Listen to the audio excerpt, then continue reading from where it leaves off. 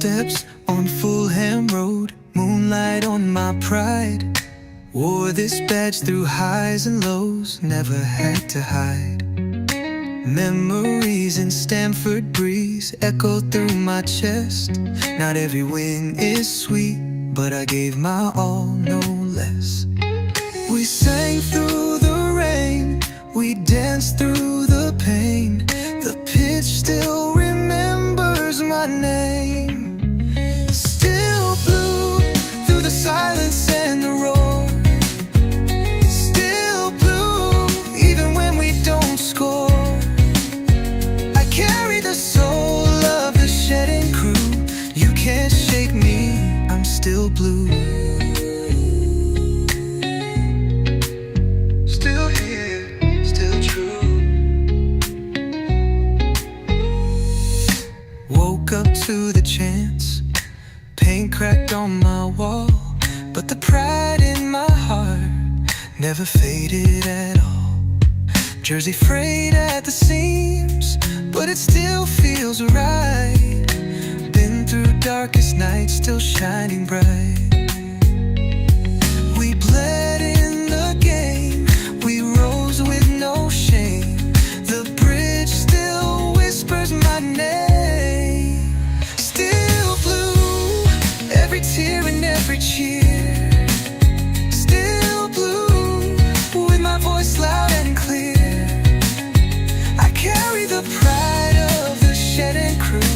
Win or lose, I'm still blue.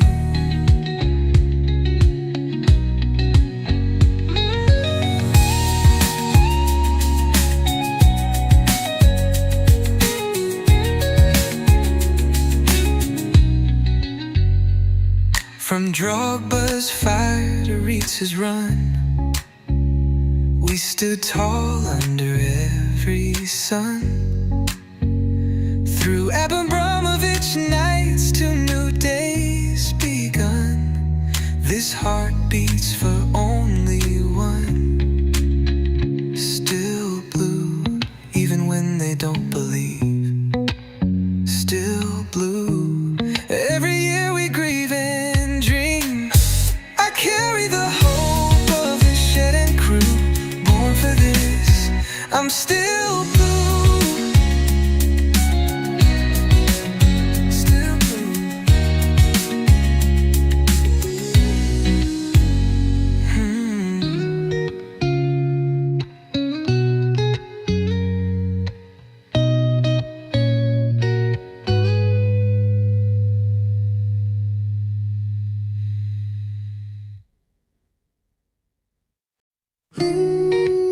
Still blue.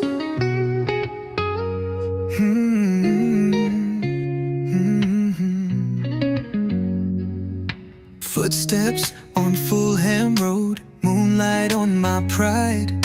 Wore this badge through highs and lows, never had to hide. Memories in Stamford breeze echo through my chest. Not every win is sweet, but I gave my all, no less. We sang through the rain, we danced through the pain. The pitch still remembers my name. Still blue through the silence and the roar. Still blue even when we don't score. I carry the soul of the shedding crew. You can't shake me, I'm still blue. Still here, still true.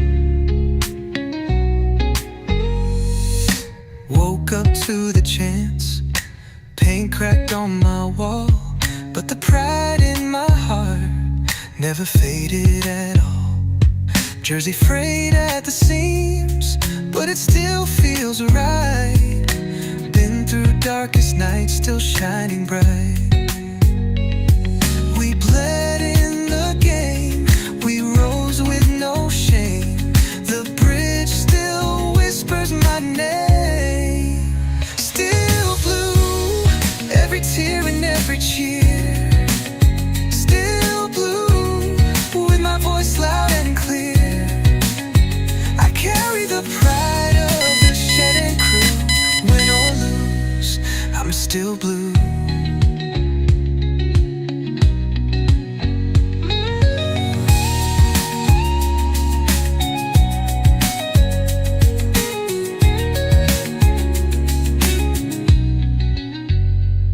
From Drogba's fire to Ritz's run, we stood tall under every sun. Through Abramovich nights to new days begun, this heart beats for only one. Still blue, even when they don't believe. Still blue, every year we grieve and dream. I carry the hope of the shed and crew, born for this, I'm still blue. Still blue.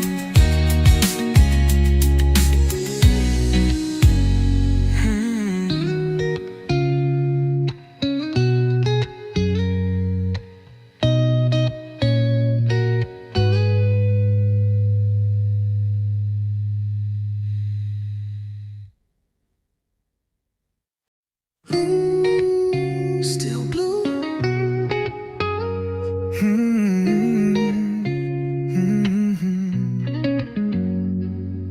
Footsteps on Fulham Road, moonlight on my pride. Wore this badge through highs and lows, never had to hide. Memories in Stamford breeze echo through my chest. Not every win is sweet, but I gave my all, no less. We sang through the rain, we danced through the pain. The pitch still remembers my name.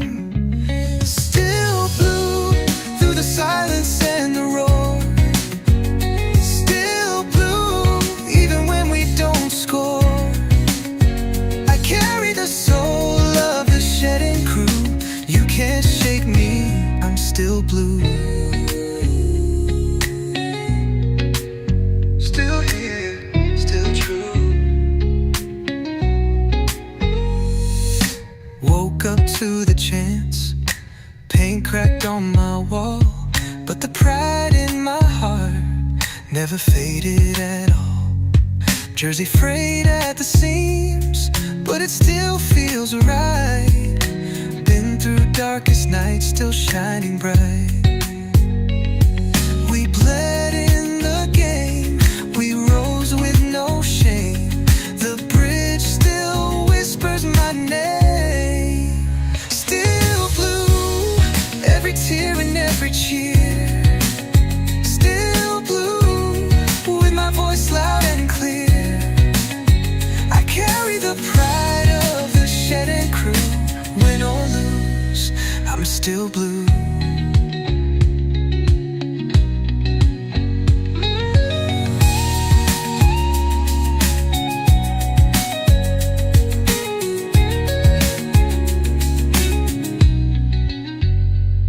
From Drogba's fire to Ritz's run, we stood tall under every sun.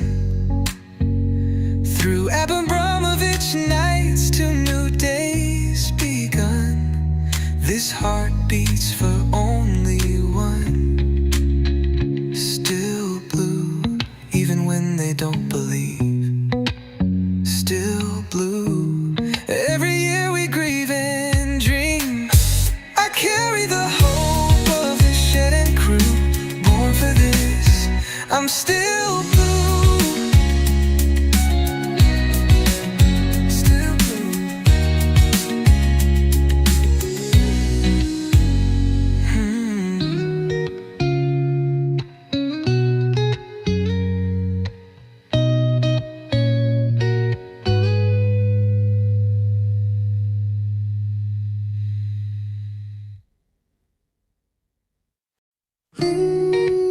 Still blue.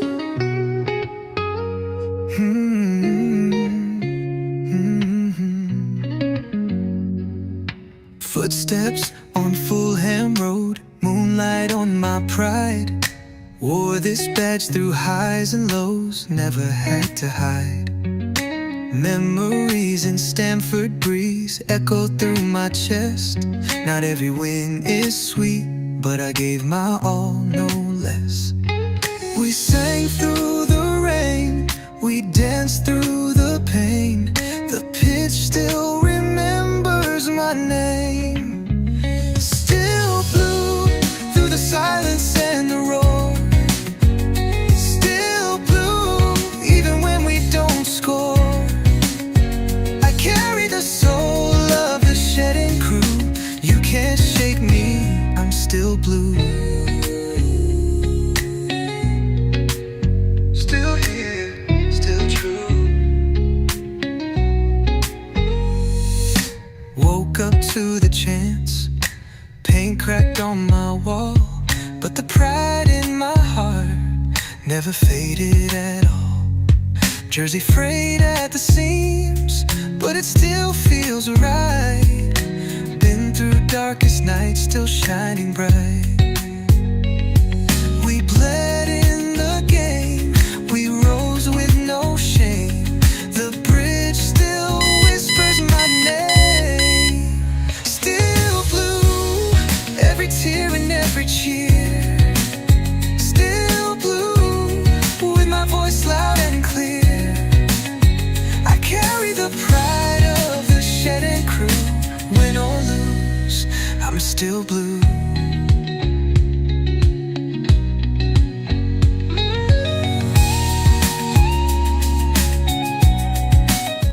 Yes, good people, big up to all of you. I am still blue. I still bleed blue. When I cry, the tears are blue. Whatever I do, blue. I eat blue, sleep blue, and SHIT blue. Yep, I didn't go anywhere even when we were struggling, so I'm still blue. And I hope you're still blue, irrespective of what we've been through. But it's a good moment. It's a good time to be a Chelsea fan. We won when nobody gave us a chance. Even though I knew we weren't going to be embarrassed, I didn't know we were going to be the better side. And it was a deserved win. So that's, by the way, I do hope you're all doing well. Welcome to another News Roundup show on Just Perspective. I hope you're still celebrating. I am still celebrating, and I think I will be celebrating until we play our next game. Then there's something new to talk about. But now it has to be about Chelsea's Club World Cup win, Chelsea global champions, Chelsea World Club Cup champions, the best club in the world right now until the next 4 years. And it doesn't matter. And look at something that makes it so special is that we beat the current European champions. Yeah, to win the Club World Cup. That makes it special. Nobody gave us a chance. Everybody were playing, joking, talking about how Dembele and Desiree Duo will be fighting over who's going to score the goal number 8 against Chelsea Football Club. But it's okay. And I was happy going to that game that we were the underdogs. But that's, by the way, today we're here to talk about Chelsea news, and we'll still talk about the game because we shouldn't stop talking about it.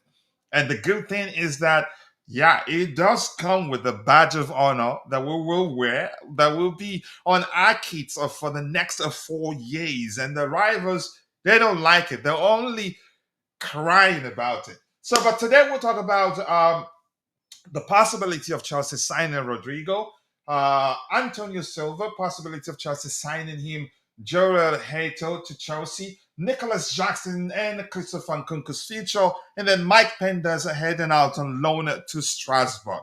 So yeah, once again, back to that song. I really loved it. I just played around with AI and it came up with something I liked, something that doesn't sound mechanical as usual when you generate music with AI. And I'm still blue. And I hope you're still blue. So without wasting much of your time, we will start addressing the items we have lined up. And of course, the first one here about Mike Pendas. That kid is really really tall. Apologies for the blank screen. I think I might let me put something up there. Okay, there you go. That's not the first item actually. The first item is about Nicholas Jackson. It's sounding as if again he will eventually leave Chelsea, but something I want to say. I think we've talked about that before. Chelsea wants to keep him. But if he wants to leave, they're not going to force him to stay. And the usual, again, I apologize. Usually, the first thing we do, which has become a tradition here, is to go through the chat, say hello to people there, and see what they have to say. I'm quite sure a lot of it will be about our win against PSC. So let's do that. Then I'll come back to the presentation screen so we can start addressing items we have lined up. And we have Abdul Mooney. Is that how you pronounce your name? Nice to see you. When? I'm not sure what you're asking there. And we have Rain. Big up, Rain. Please do not make it rain. I do not have an umbrella. We don't need Rodrygo. Here's the thing. He's not a priority signing, but the truth remains he brings winning mentality. He's been there, seen it all, and won it all. If the space, if the manager, if the club, in the hierarchy, if they believe there's space for him and they want to sign him, I am not going to question that decision. They've proven that they know exactly what they're doing. We're not perfect yet, and Todd Bowley himself did say that during an interview that we're not where we want to be. But the progress is great. And I've always known that we're making progress. And I've always known that, yeah, the future will be bright, so bright that you need glasses to look at it so it doesn't hurt your eyes. I didn't know we were going to come together as quickly as we've done. And I'm just happy. And I'm still celebrating. I'm sorry. If anybody doesn't like it, they can shove it up there behind. But nice to see you out. I hope you're doing well, Rain. Thank you. Always nice to see you. Waiting up for this for 6 hours. I apologize. I sincerely do apologize.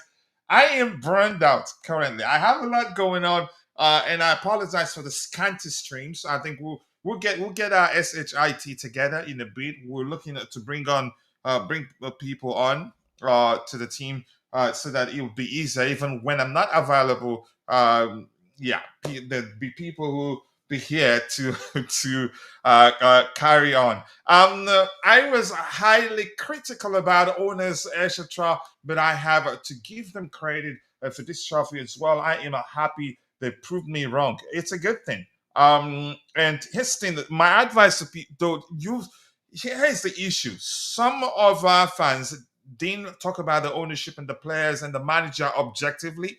It was just when they speak, you'd sense that it's pure hatred.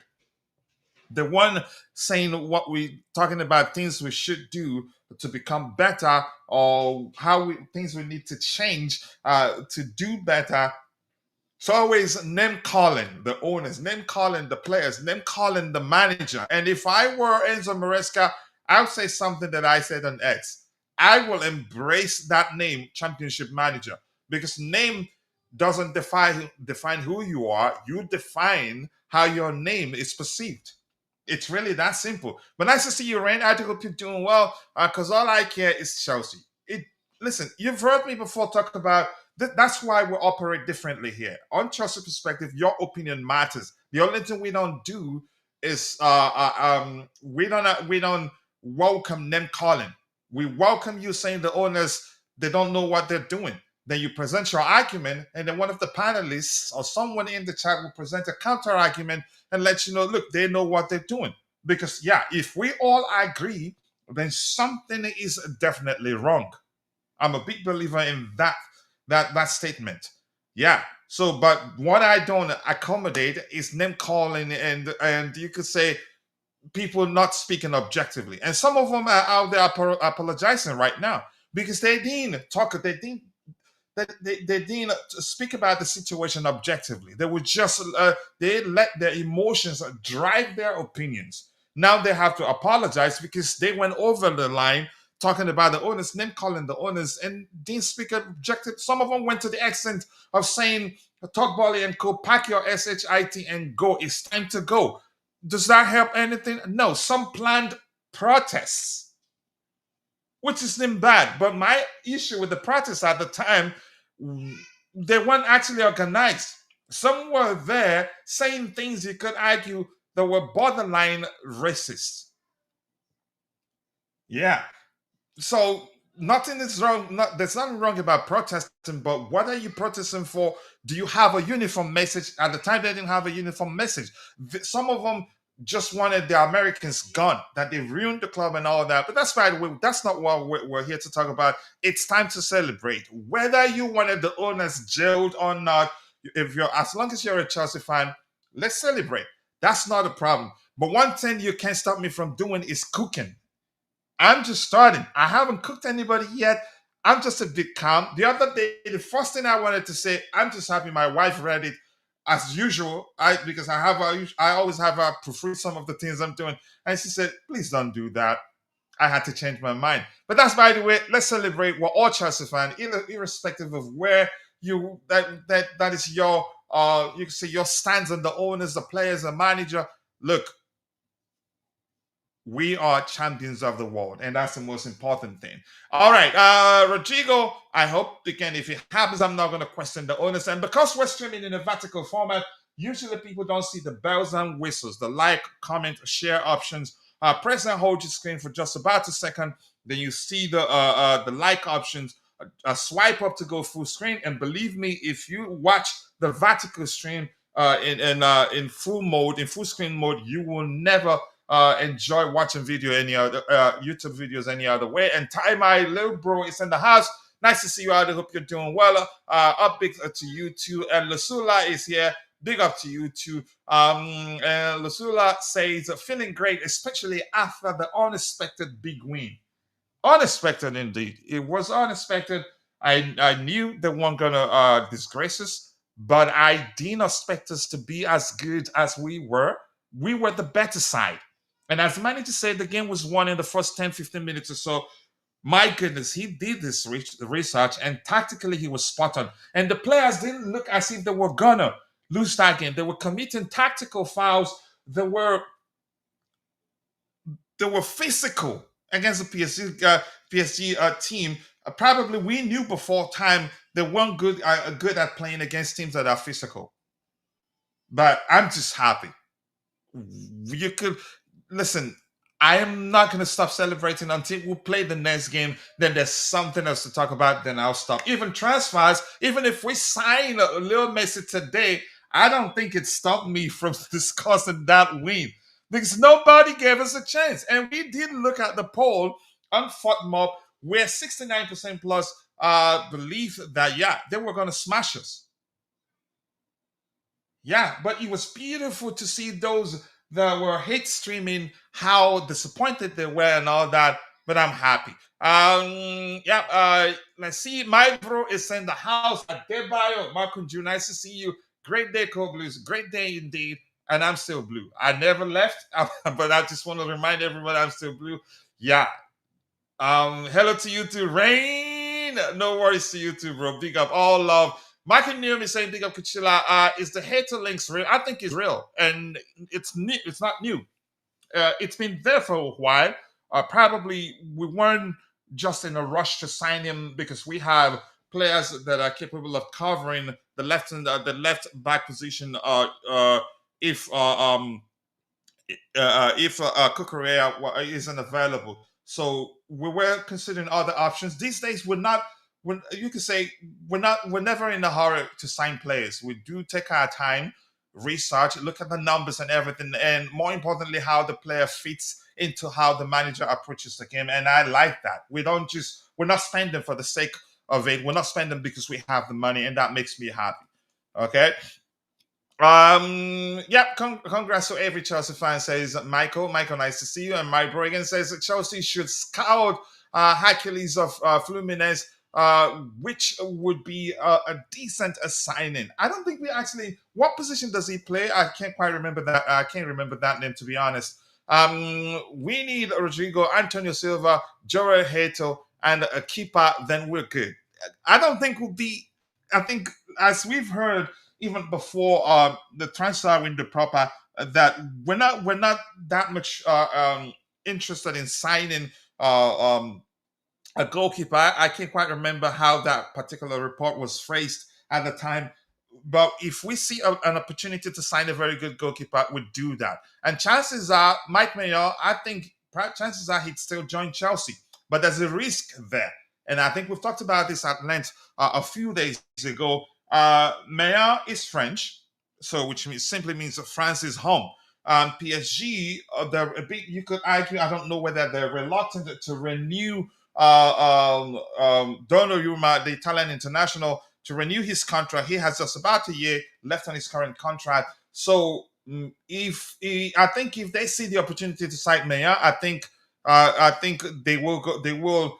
Uh, uh, they will make a move for him. And if Mayor sees the opportunity to go back home and play at home for a team like PSG, I think he'd take it.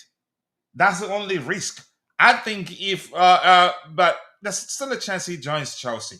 But I'm not certain. I just feel, if you're going by what he said at the time when he told his bosses at Milan that if he doesn't join Chelsea now, that he'd run down his contract and leave as a free agent. So maybe we have an agreement with him that yeah, us fans don't know about, but we'll see. And here's the thing: that Robert Sanchez is actually an excellent shot stopper. His biggest problem is lapses in concentration, and he's improved really from mid-season to the end of the season, and how well he did in the club World Cup. He's really improved. The signs are good. He comes out of the 6 yard box. A lot of high claims, which have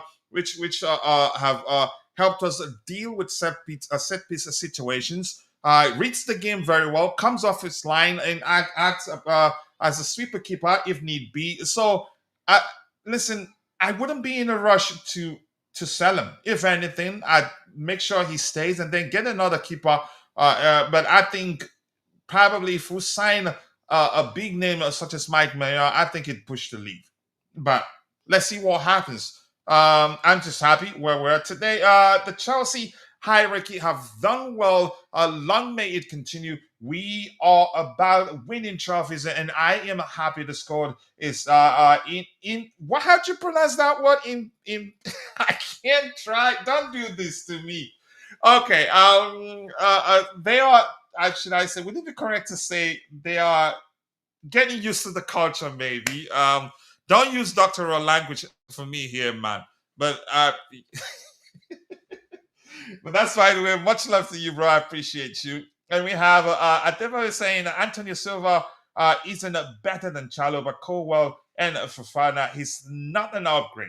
Um, I think we're not gonna be. You could say I don't think we're serious. I don't know whether it makes sense to argue that we're not that serious about signing a CB. I think everything depends on whether we lose one of our current CB in Chalobah. Because yeah, I think given the report, there was a report that I saw this morning. For me, my understanding of that particular report is that we're willing, we want to keep Trevor Chalobah, but we understand there's a risk that he could push to leave.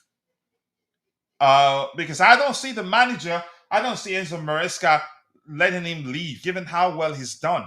And kudos to Maresca himself. I think he's helped him quite a lot. He's looked, again, he's much better than I've seen him in a Chelsea shirt, seriously. Calm on the ball, doesn't make the usual mistakes that he makes under the slightest of pressure, in my opinion. I think he will stay. But whether he stays or not, all is again comes down to what he as the player wants to do. If he wants to leave, if he feels like yeah, I've won it all here, I might as well leave because I don't know what's going to happen next. How easily I was told that I wasn't needed when he had to go out and go on loan to Crystal Palace. So the risk is there, and I'm quite sure the owners they know that's the case because yeah, you could argue he wasn't treated fairly, which I don't blame the owners. It might have the reason again it might have been because he pushed to join Bayern because at the time Thomas Tuchel was Bayern's manager, and and here's something else I want to say. All we can do is speculate. I don't work for the club. I honestly do not know what transpired that led to him maybe wanting to leave, or maybe the club pushing him to leave, which I don't know.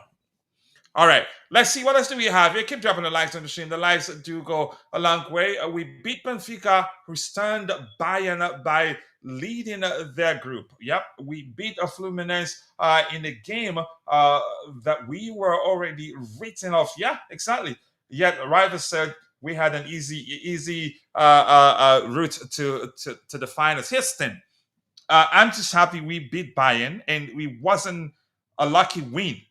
It wasn't even close. It wasn't like 2-1, 1-0, 3-2. It wasn't even close. And we could have scored 5 goals on that day.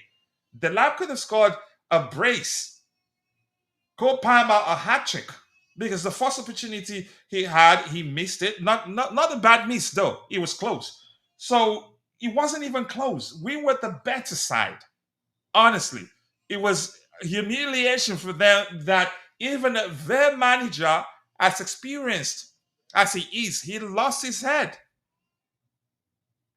So nothing accidental there. And more important, honestly, it's important that we give Enzo Maresca his flowers. Really, the first thing was that we were never gonna finish in the top four. We did. And then, yeah, he's gonna meet an experienced manager in what's his name, the former Man City manager. That he's gonna, you can say, school him. That he's a one-trick pony, yada yada yada. We won the Conference League in style, convincingly, even though we considered first. And even our own fans didn't expect us to do as well as we did in the Club World Cup. We cruised through the group stages, and the argument was that it was easy, and we were that if we didn't make it out of the group, then we shouldn't be in the competition. Actually, something to that effect. But we cruised through the group stages to the next phase, and the argument, always comes up. Wait until you meet this team. Then we meet the team in question, beat them. Then the argument changes to wait until you meet in the final, until you meet Bayern, or who was that? Was it Bayern or PSG? And how they were going to mop the stadium carpet with us and all that. And on that day, wow, we surprised the whole world, and I'm proud, honestly. But that's fine. We keep dropping the likes on the stream. The likes do go a long way against all odds. Yep. Congrats to all Blues, indeed. Hello to you too, my bro. No worries. I will always stop by whenever I can. It's just that at the time I was in the kitchen. I think I did tell you at the time I couldn't come onto the panel. Would have loved to, especially when Bobby came on. I wanted to join and just wind him up so that he goes nuts. Wycliffe Barris says one thing about our club is that we don't spend just because we have money. I think, yep, that's how we operate these days. Go for already established players, but we spend smart. Look at João Pedro and Palma. Exactly. So driven by you can say our decisions these days in terms of the players we sign are driven by the manager's approach. We look at how the manager likes to approach the game, players that suit his approach. We don't just go for players because they're big names. For instance, we did talk about at length about players about the fan base wanting a flashier name such as Williams, the Bilbao kid of Ghanaian descent. What's his name again? Nico Williams. And other names that were being compared to what's his name? Gittins, the kid we signed. I get it. Nico Williams is the more experienced of the two players. If you're going by his exploits at the Euros alone, you'd say without looking at you could say without looking beyond the surface, you just choose Nico Williams over Gittins. But Gittins is more equipped to help us deal with low block, which has been a huge issue for us a few years, for a long time right now. And we're looking for a solution. And when the manager talks about the sort of players we need, I don't think he's ever talked about that without mentioning the importance of us signing players that be key to us, that will help us deal with teams that defend deep in the Premier League. And Gittins, top 1%. He's in the top 1% of successful, again, in terms of his in terms of successful dribbles in world football. Let me just stick with Europe. Honestly, he's that good. I get it. He has more goals than assists. I think so. But as a winger, he should have at least. It make more sense for him to have more assists than goals. But here's the thing: he's still a kid.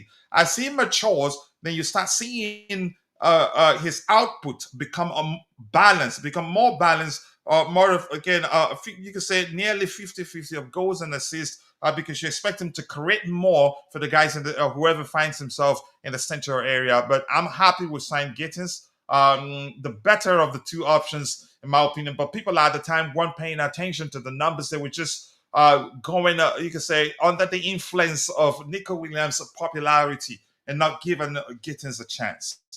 But let's see, what else do we have here? Chelsea, boys in blue. Chelsea, we love. Yep. Thank you for saying that, Igor Chedakov. No one can stop us now. Chelsea, we are the team. Yep. Whatever you say there. Apologies, I find it a bit difficult reading it. I think we need Mike Maignan. He might not want to go back to France now. Some people don't like to do local Sanchez. To do local, I think that makes sense. Sanchez has improved, but we cannot be too certain. Those errors are gone forever. There's no way to say that's yeah. You could say he's overcome those moments of lapses in concentration, but you never know. But I wouldn't risk losing him either and then regret in the future. Because even if we intend to sign Mike Mayo, I don't think we should let him go for that reason. He should stay and fight for his place. It's really that simple. But that's just my opinion anyway. Let's see. Markland Leach, what did I say to you before the match? I think I remember you saying we were going to win. Yeah, a lot of people didn't give us a chance, even our own fans. Told you with James in the midfield, we would have dominated PSG, getting back to being the team no one wants to face. The manager, when people saw the lineup, a lot of people weren't happy. A lot of people were concerned because James, was seen in the midfield in the lineup. And my argument, my advice at the time was to people was that the manager, he knows what he's doing, and it worked perfectly. James was excellent on the day. Read the game very well, and from the midfield area, they were switching places. I think you need to, even though I've watched the game a billion times, but yes, then the truth remains, I've watched it quite a lot, but I have not been paying attention to the average positioning of the players. I just rewatched it to enjoy the whole thing.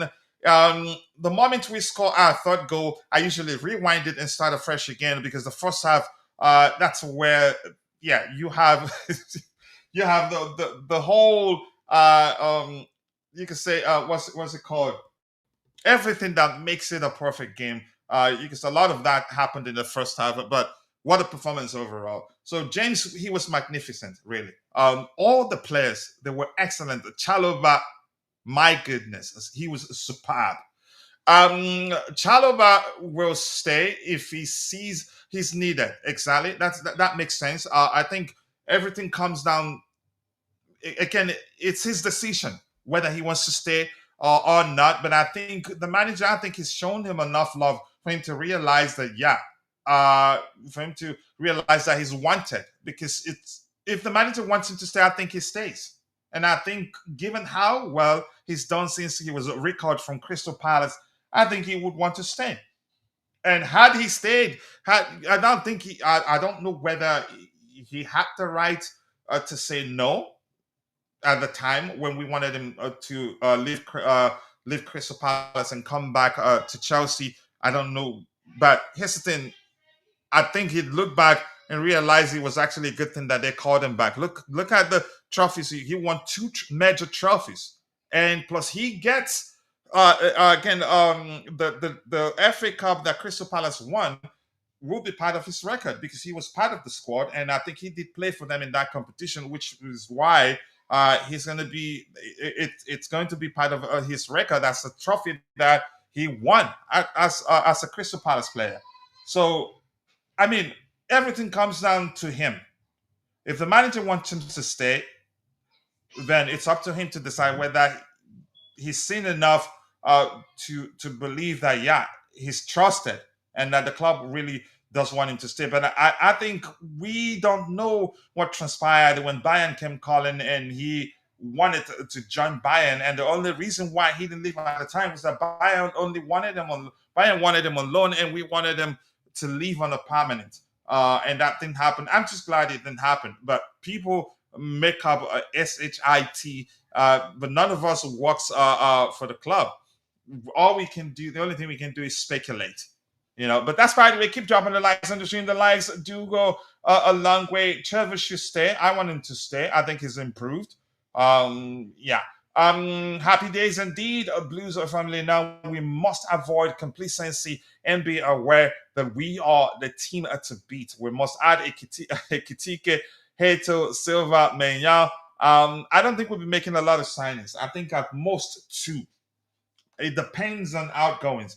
If Nkunku and Jackson leaves, we'll get one attacking player, definitely. And then we do need a defensive cover. I hate to use the term cover, because if you use the term cover, you're essentially agreeing that if the starting player gets injured or if it's not available for selection, whoever comes in isn't as good as the starting player. I think it'd be better off to say Kukurea needs competition, and I think Hato will be a good competition for him. If you prefer any other option, mention it, and I'll be glad to talk about whoever you mention. Let's see. Chelsea have moved away from Mark Gui and Jackson to the lap and Pedro. Gui can still stay. Mark Gui can actually still stay. 23-24. I've been a critic of Maresca, but this final shows he can mix up when it's needed. Kudos to him. Here's Tim. The biggest lie within the Chelsea community is that Maresca is one-track minded. And I've always told people that. And you could say some people just weren't able to look beyond his, you could say, repertoire, resume, or maybe reputation as a manager to truly look at how he approaches the game, to truly look at the fact that since he's joined us, how we play depends on how the opposition plays. He's not one trick pony. The basics remain the same. Just like Pep's, for instance, start with Pep. Pep's, the basics of his approach is that, start up the opposition off the ball. Yep. But there are other things he does differently. In the case of Maresca, the basics, or you could say the basic of his approach, is to have one man with a free role to always pop up, completing the triangle whenever we have the ball, to overload areas, to help us, you could say, gain a numerical advantage over the opposition. That aspect of his game, of his approach, remains the same, but there are things he does differently. And actually, he is predictably unpredictable in terms of the overall approach. If you pay attention, even it's usually difficult to say what structure we played with until you take your time to pay attention to the average positioning of each player. Usually, apps such as FOTMob and others, they just show 4-2-3-1. So the biggest lie within the Chelsea community is that he's a one-trick pony. I've always known that's not the case. And people, again, you have every right to argue otherwise. But the truth remains, the basic of his approach remains the same. Overloading areas with one player having the independence to always pop up whenever we have the ball to complete the triangle and help us gain numerical advantage over the opposition. That doesn't change. Okay. But congratulations for realizing, he does know what he's doing. Majos Tranquility, is that the real Ice Prince? I'm not sure. Ice Prince is here. Let's see. What's that song that comes to mind whenever I see his name? All right, I'm gonna try to catch up with everything we have in the chat. We have some news item to address. But right now, it's a shame that we have 66 people following the show and we have just 14 likes. I think we can do a lot better than 14 likes. In total, we have 165 people following the show, 66 on YouTube, the rest on X, shared between X and Facebook, whether equally, Coachella doesn't know. Let's see, the process is working. I remember when Maresca was appointed, the club seemed to be in chaos, but he was but he was not. Okay, with a bloated squad, many said we wouldn't even make top four. Here's the thing. Something else I want to say quickly. Maresca has proven that he's such a smart manager. Honestly, he at some point, I think he was mid-season or so when we lost chains of games in a row, which Pochettino experienced the same issue Potter did, but they didn't handle it well.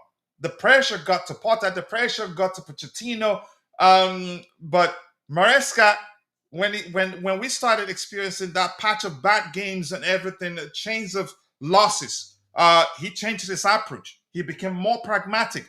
Dropped Enzo Fernandez, started using Moises Caicedo and Romeo Lavia, two more defensively minded players, and he made it clear during one of his presses at the time that that's not the end of Enzo Fernandez, but we have an issue to sort out. And here's what happened. At the start of the season, we were scoring tons of goals, winning games like this. But we were also conceding goals a lot. Then at one point, we weren't scoring a lot, and we started conceding a lot because we had defensive issues at the time, very porous defensive line, and our midfield at the time hadn't gelled well enough to protect our defensive line properly. So he had to do something, which was why he started starting Romeo Lavia with Moises Caicedo. We at the time, the moment he made those changes, we started scoring a lot less goals, but we weren't conceding as much as we were conceding when we were losing a lot of games. We started winning by 1-0, 2-1, 1-0. I can't quite remember the results, but it helped because he realized, no, it doesn't have to be pretty. We just have to stop losing games, and it worked. That's how he's a smart manager. That was what Pochettino didn't do. Potter didn't do that. Even when Potter had Zakaria, that he could have started a more traditional six at the time that was available to him, he didn't do that. And we kept losing games because he didn't realize where the problem was coming from. But Maresca read the situation very well. And what something else that's reflective of the fact that he's a smart manager is that we usually do better in the second half under Enzo Maresca. If we started well, then we'd be a lot better in the second half, depending on how the opposition adapts. If the opposition becomes better and they're trying to get an equalizing goal or maybe beat us, we adapt also from a defensive perspective, but at the same time ready to counter. So, but that's fine anyway. Keep dropping the likes on the stream. The likes do go a long way. 17 likes. We should be doing a lot better than that. And I appreciate you all for finding the time to join. And that's Chelsea Late. Is that how you pronounce that? It's just if we sign Hato, how is he going to play when Tosin Kowa, Badia Shile, Fafana, Chaloba, and I know he plays at left back. This is he won't start over Kukurea, but Kukurea cannot play every game. Yeah, and the best thing for us would be to not burn him out because, yeah, he hardly ever gets injured. That be a huge risk to take. Would be better off rotating him. Yeah, resting him in certain games and playing Hato in certain games. And if Hato is good enough, he starts in certain games and Kukurea rests in certain games. It's as simple as that. We don't want to see what happened with Kovacic and N'Golo Kante. I think it was Thomas Tuchel that actually made sure he drained the life out of both players, and then they got injured and we started struggling. We don't want that. Yeah. Oh my God, I missed this beginning of the live show. Ragged Frankie. Nice to see you, Tucky, bro. Always nice to see you. I do hope you're doing well, and I appreciate you finding time to join the show. Chelsea are the champions of the world. Yes, we are. Be proud about it. I have only one regret. I ordered the home and away shirts before we won this, so I'm not going to get one with the badge, but it's all good. The more importantly is that we are champions of the world. It doesn't matter whether the kits I ordered I have has the badge or not. I'm just happy that we won. So let's see. It's competition and not back. Yeah, exactly. Competition more importantly. Yeah, I don't like using the term backup. I think we buy Hato and just inquire about Rodrygo. I don't think Rodrygo we're going to sign him, but we'll talk about that in a bit. Out. Chimera, you're going to the H negative place, and I'm quite sure I don't need to remind you that's the case. Mm. All right, people, more likes, people, more likes. I stole my wife's bottled coffee, the Flappuccino from. I hope she doesn't find out. All right, let's see what else you have here. It is Maresca. It's Parma FC. Just go away. Did you know? Here's the thing. And Parma is a smart kid. Um, During the post game presser, he talked about how where he found himself on the pitch to get a chance to score those goals was part of the game plan because the manager read how PSG how they play, and we knew how to you can say to bait them for the spaces to emerge. So and it worked to a T. So just go away, man. But I think people to sell Starling, Chilwell, get Jackson and Nkunku, Felix, maybe KDH. KDH, I really would like him to stay. He's a good squad player, and eventually probably he's gonna play. I think in the coming, he's gonna play a lot this season. Cannot be Palmer FC Chimera. Not when we got top four without him. Not when he listen. That's what the team is. Reading how many he had you could say I wouldn't say I don't think it'd be right to say before the final that he had been poor or okay, that he was poor in the group stages. He wasn't. He did contribute to our success, to our you could say to us making it out of the group stage. He was pivotal. But the truth remains, the final was when he showed his true self, and that's where teams coming. When we beat, was it Thiago Silva's team? It was what's his name? It was João Pedro, our new signing that scored the 2 goals on that day. So we have a team. We don't have Copama FC. We have a team, and we have a genius manager, in my opinion. So good one there.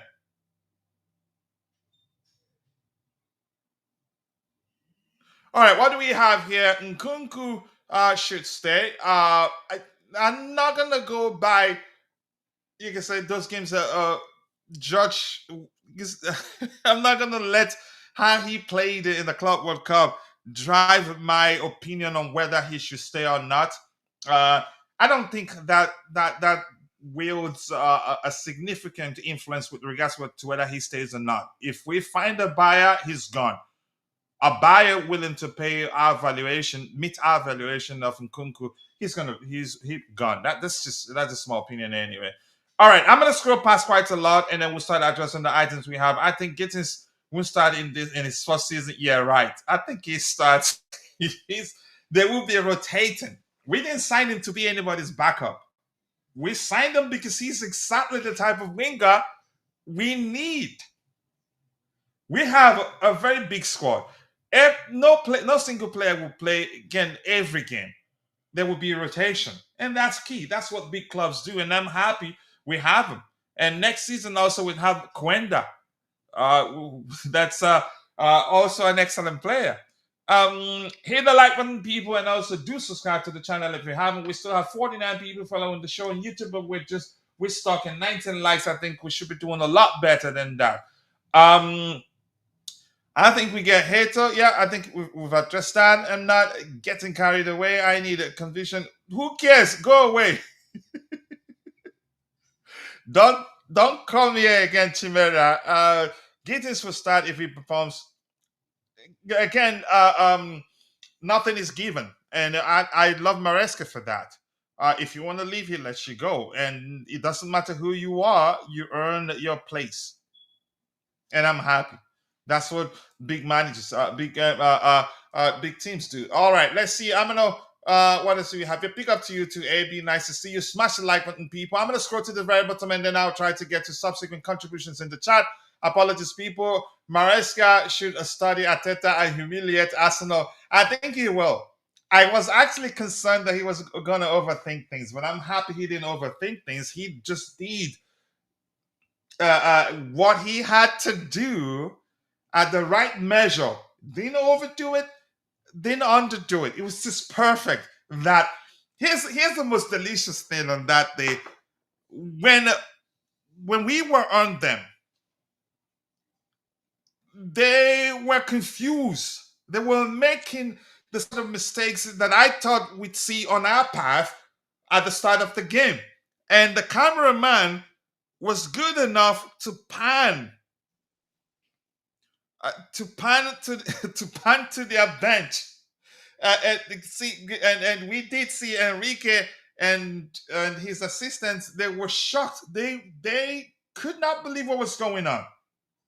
We were that good, really. And after the three goals, I knew the second half wouldn't be as easy as the first half because they changed things a bit and they've been working together, equalizing goal. Yeah, and some people are actually pushing for us to sign Rafael Leao, and I told them if you think Nkunku is lazy off the ball, wait until you see Rafael Leao. You could argue everything comes down to the manager's approach, and you can. More importantly, that's the main reasons why one of the main reason why he will eventually leave Chelsea because he just cannot press. Rodrygo's wages is too much. Yep, and if we are playing in a NATO Estevao Gittins and maybe signing Rogers, there's no point. And Cuenda comes in next season, and the kid is excellent. Yeah. All right, let's start addressing the news items we have lined up. I appreciate you all finding the time to join the show. I do hope you're all doing well once again. Let's go. I don't want Leao. He had his chance a couple of years ago, and I'm just happy we didn't sign him. Okay, here's the thing. Manchester United are monitoring the situation of Nicholas Jackson as he weighs up his future. It looks like this brother's case is as the same as the same as Nani Madre case. The club would like to keep him, but if he wants to leave, he's free to go as long as buy the buying clubs meet our valuation, then he's gone. And I've heard 100 million pounds, which simply means we're not looking to sell him. Even if he wants to leave, the club that wants to buy him, they have to pay up, or or just or don't just come to the table. Yeah, we don't want to sell him, and I would like him to stay. Honestly, listen. The only thing Jackson needs to start doing consistently is put away the chances that come his way efficiently and consistently. And then, for me, in my opinion, also he should learn how to shoot instinctively, not hesitate. I hope he stays because he will become better. He can track back effectively. He helps defensively. He helps a lot. He can create for his teammates. He's not perfect, but I hope he stays because he will become better. And we need a big squad. We're Chelsea, and that's what big teams do. So, but let's see what happens. I hope he stays. And the good thing is that the club wants to keep him. It's now up to him to decide what he wants to do. But according to this report from Time Sport, as he weighs up his future, and he said he's made it clear he wants to stay and fight for his place. And I think if he stays, it'd be good for him. I think he will improve. And I don't think it'd be a case of benching him. There will be rotation because the manager likes him. I As good as João Pedro is, I don't think he's again, and I don't think he's as effective when it comes to pressing as Nicholas Jackson can be. Yeah, they all complement each other in my opinion. If he stays, I'll be happy. But if he leaves, I'm not going to complain a lot. Don't be surprised if Pies arrives in 2026. That's also another player because he's a very, very good player. Yeah, and I'm glad he's going to Strasbourg, our sister club.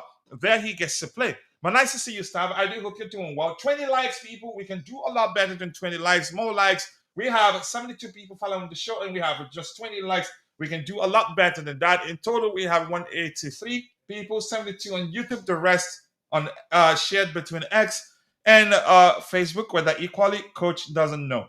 The red cards what annoys me. Listen, we should just look. I think eventually he'll, as he becomes more mature, I think we'll see less and less. And I think his discipline since his arrival, for me, has been a serious issue for us. There was a time I think he garnered how many 5 yellows in total and had to miss an important game. I think that was under Pochettino. But eventually he will overcome those things. But here's something I'm going to say. I'm happy the club wants to keep him. We're not looking to sell him, and that's reflective on the fact that again we're asking for 100 million pounds. I don't think any club will pay that much money for him. That's a sign that we don't want to sell him. So, but if he pushes to leave, we may well you can say, yeah, take something north of that amount, but I'm not sure. I just hope he stays. And Fabrizio Romano, new video there, talks about Isaac, one Eri, madness. That doesn't sound as if madness. Sounds as if Eri is actually going to sign a new contract with Arsenal. So somebody, if you get a chance to watch the Fabrizio's new video, please let us know if he said anything about Chelsea.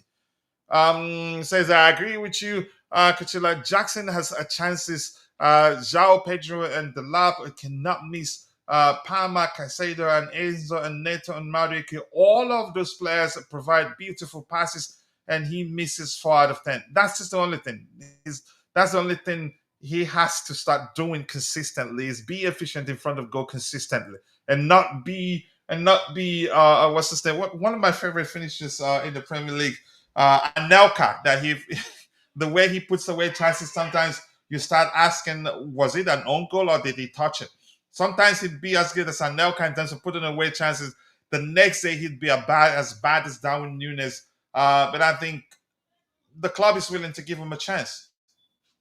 That's just that. And I think we should. But it's up to him now. Does he want to stay or does he want to leave? He will not be better. He will shrink. Damn, a lot of us on here will not go to heaven seriously under the pressure of having competition. How do you know, man? If Jackson leaves, we need a replacement. We cannot play 16 plus games with 2 strikers. If he leaves, we might not look to sign an out and out to sign a straight up a replacement for him because not Gui, Mark Gee. The manager likes him. The kid is actually good, in my opinion. Rhesus Jackson is a few months older than Pedro. Both are in their third pro seasons. Yep. Jackson at 43 goals, Pedro 40. Jack at 3 seasons, top flight. Football Pedro. Okay, but here's the volume of chances they had to work with is important. Conversion rate. The lab finished the season with a better conversion rate than him. But volume is also in context is important. But here's the thing: I'm not saying we should sell him. I want him to stay. He's different. Honestly, he offers a lot defensive. He can track, but he can actually play on the flanks too. After all, he was a winger. He was never a number 9. But either way, I think we should keep him. consistency is important in my opinion. I think if he stays, a lot of people will be surprised if he's given he gets an ample amount of opportunity. I think he'd do well. He will improve. The competition is good for him, and he said he's willing to stay and fight for his place. But yes, as a human being, I think if he senses that, that's just me, a theory that comes to mind. If he looks and feels like Cole Palmer is more willing to, you could say, to develop an on the pitch bond with Pedro, uh, uh, João Pedro, and what's his name, Liam the Lab, I think he may well consider leaving for the fear of, you could say, sharing the pitch with someone who's really not interested of playing with alongside him. I'm not sure. That's just me, my mind wandering, and you could say speculating. I'm not saying for certain that's the case, but I think as humans, sometimes that can lead to one wanting to leave if they feel like the co-workers don't want them anymore. And Cole Palmer showing dissent when he expected him to cross the ball for him, to square the ball for him, and he didn't, by kicking the pole, the goalpost. Not a good sign. But I hope he stays. I'm just going to leave it at that. It's not up to me. I saw something quite funny on X the other day, by the way. João Pedro hasn't even been a cup yet. He came straight from drinking coconuts in Brazil on the beach. Not a joke. That's actually real. That's actually real. Seriously. Yeah, he was on vacation. But he did say something to the effect of the moment he realized that we are interested, but I think he upped his training or something to that effect. But the truth is, he was on vacation, and what a masterstroke that has proven to be. We wanted him to join the squad.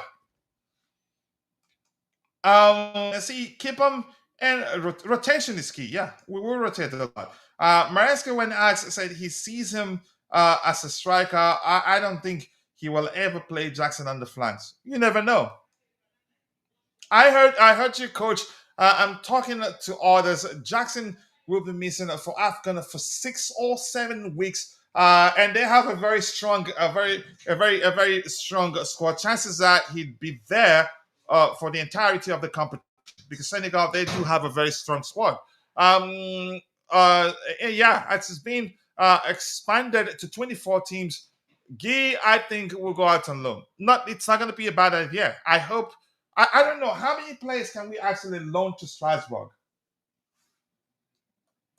I really want to know how many players can we loan to Strasbourg. I honestly do not know. But 20 likes, people, we can do a lot better than 20 likes. Yes, we still do beg for likes. We're not a big account yet, and the likes do go along. Please help us garner more likes. Take a second, drop a like on the stream, and also do subscribe to the channel if you haven't. And to see the bells and whistles, just press and hold your screen for just about a second. Then you see a like, a comment, share option. Please help us garner more likes. 20 likes. Usually, when we stream in vertical format, we don't see we don't get more likes, but we get a lot of views. Right now in the back end, I'm seeing 4,000 plus views. All right, let's see. All right, 3. Okay. Oh, 4. You think? AB says 3. So if you're saying 3, Pies is going there. Pendas is going there. We sold. What's that kid we signed from the French league? So probably it's a strategic move. Selling him to them, if he does well, probably we'll have the first option to buy him back. So 2 now, 1 more. Okay, Pies, Pendas. Who else? So maybe loan Margui to them. So 1 more loan space, maybe Margui. Yeah. More likes, people, more likes. Keep dropping the likes on the stream. The likes do go along with Pendas is apparently going to Strasbourg. Yeah, I think one of the items we have lined up. So Nicholas Jackson, in my opinion, I hope he stays, and I'm just happy the club and pushing him. The Chelsea isn't pushing him out. It's up to him to decide whether he wants to stay or not. Won't be surprised if we have assigned a player out of nowhere. In my opinion, all the journalists been quiet on Chelsea today means we're walking behind the scenes. Yeah, the owners, I think they've found a way to keep their transfer activities under wraps. We didn't know until we got here we go for the Quenda. Who else? Esugo also. The two of them actually. All right, next item. More likes, people. More likes. 20 likes. We can do a lot better than that. So this is Jerrell Hato, versatile, very very versatile defender. The season before the just concluded season, he played as a centre back. Then in the just concluded season, he played as a left back. A good player. Not a lot of Chelsea fans like him. And my good friend Rodrygo Rodas, it doesn't look like he wants us to sign him, but I actually didn't haven't asked him why that's the case because Rodrygo, I respect his ball knowledge quite a lot. So when I saw that, I wanted to ask him why he's not so keen on us signing signing Jorah Hato. And if I had the opportunity to speak with him, I'd ask him what are the options he has in mind. This, by the way, Ty, big up to you. Thank you for rejoining, bro. I know probably it's time for you to go to bed, but I appreciate you. You know what to do to trigger your command. But always nice to see you, my bro. Ty saying hello to everyone here, and we have let's see. Even Pies has been quiet today and is normally tweeting like crazy. No, but he did say something crazy. But I don't want to talk about it because that would mean that I'm giving him the attention he's looking for. He said some nonsense today that even Alex go back and the others were cooking him. All right, bro. See you next time when you have time. But you know what? If you know how to trigger the command. Mm. Frappuccino. Is it Frappuccino or Frappuccino? I'm not sure. Whatever it is, but I like it. All right, Jerrell Hato. I think probably that's the player would end up signing. Then when Arsenal are interested, I think Arsenal were interested. Yeah, I think Arsenal were interested in signing Hato, but I don't think the serious anymore. But we'll see. More likes, people. 21 likes. We can do a lot better than that. Sincerely, do appreciate you all finding the time to be part of the conversation. I do like that. He says, I don't need to go to bed. You just dialing me the heck up. All right, Jerrell Hato and Mary Eniola. That's a Yoruba name. Correct me if I'm wrong, but nice to see you, Ekaro, Miss Mary. I do hope you're doing well. I appreciate you finding the time to join the conversation. Here, your opinion matters. All we ask of you is to keep it civil. But thank you for joining us. Thank you. Welcome to the Chelsea Perspective community. I can't speak. All right. What do we have here? So, Rodrygo to Chelsea. I remember when the rumors were still out there that Chelsea actually did make inquiries with regards to the availability of Rodrygo, and someone jokingly said to come play with, mentioned some players that, from the person's perspective, aren't good enough to be at Chelsea. And my friend, ex-friend, albeit ex-friend, and a fellow Chelsea fan, Jessica Frota, said, yeah, he would want to come to Chelsea to play alongside Estevan Willian, Andrea Santos, and now João Pedro. So he may well, chances are he would want to come to Chelsea. And Rodrygo replied, João Pedro on IG. Okay, this is from the account owner saying, "Come to Chelsea, bro." So look at Rodrygo here with a photo of João Pedro getting his medal from FIFA president, And Rodrygo said, "Congrats, Jay. Play hard." But I mean, that's open to interpretation. He's congratulating a fellow Brazilian international. This doesn't necessarily mean that he's envying him and would want to come to Chelsea. Here's the thing: for multitude of reasons, just like the case of Osimhen, Rodrygo coming to Chelsea, is it possible? It is possible, but I'd say very, very difficult. Common sense. He has plenty of options to choose from. There aren't shortage of clubs interested in signing him. Uh, he's experienced, irrespective of the fact that he's still very young. He's won quite a lot. So let's see. Okay, he's won quite a lot.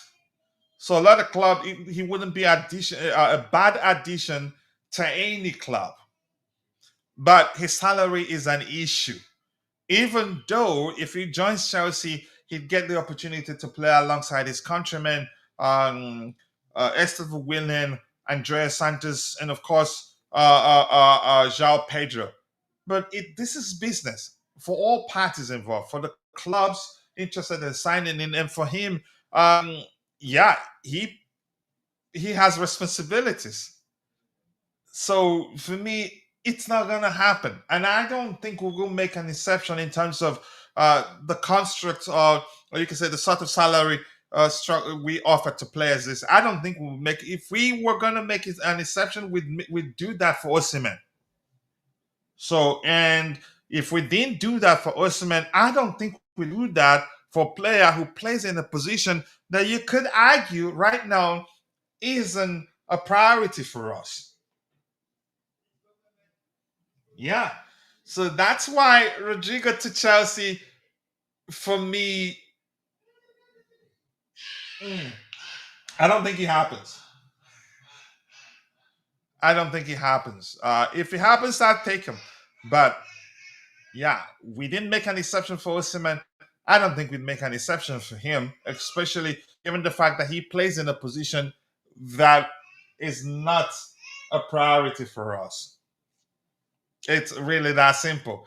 Nice to see you too, Mary Eniola. Greetings, Ekaro, Miss Eniola. I see. It's a 3-to-1 club. You can only loan out 6 in total at any given time, not counting under 21s. Yeah. All right, thank you for that. And Chelsea King says, "Hey, bro, have you seen Eunice talk of football latest video? It shows that Chelsea and Arsenal are on the same number of trophies, excluding charity trophies. Up to Chelsea and big up, man. Big up to you, to Chelsea King. Nice to see you. Here's the thing.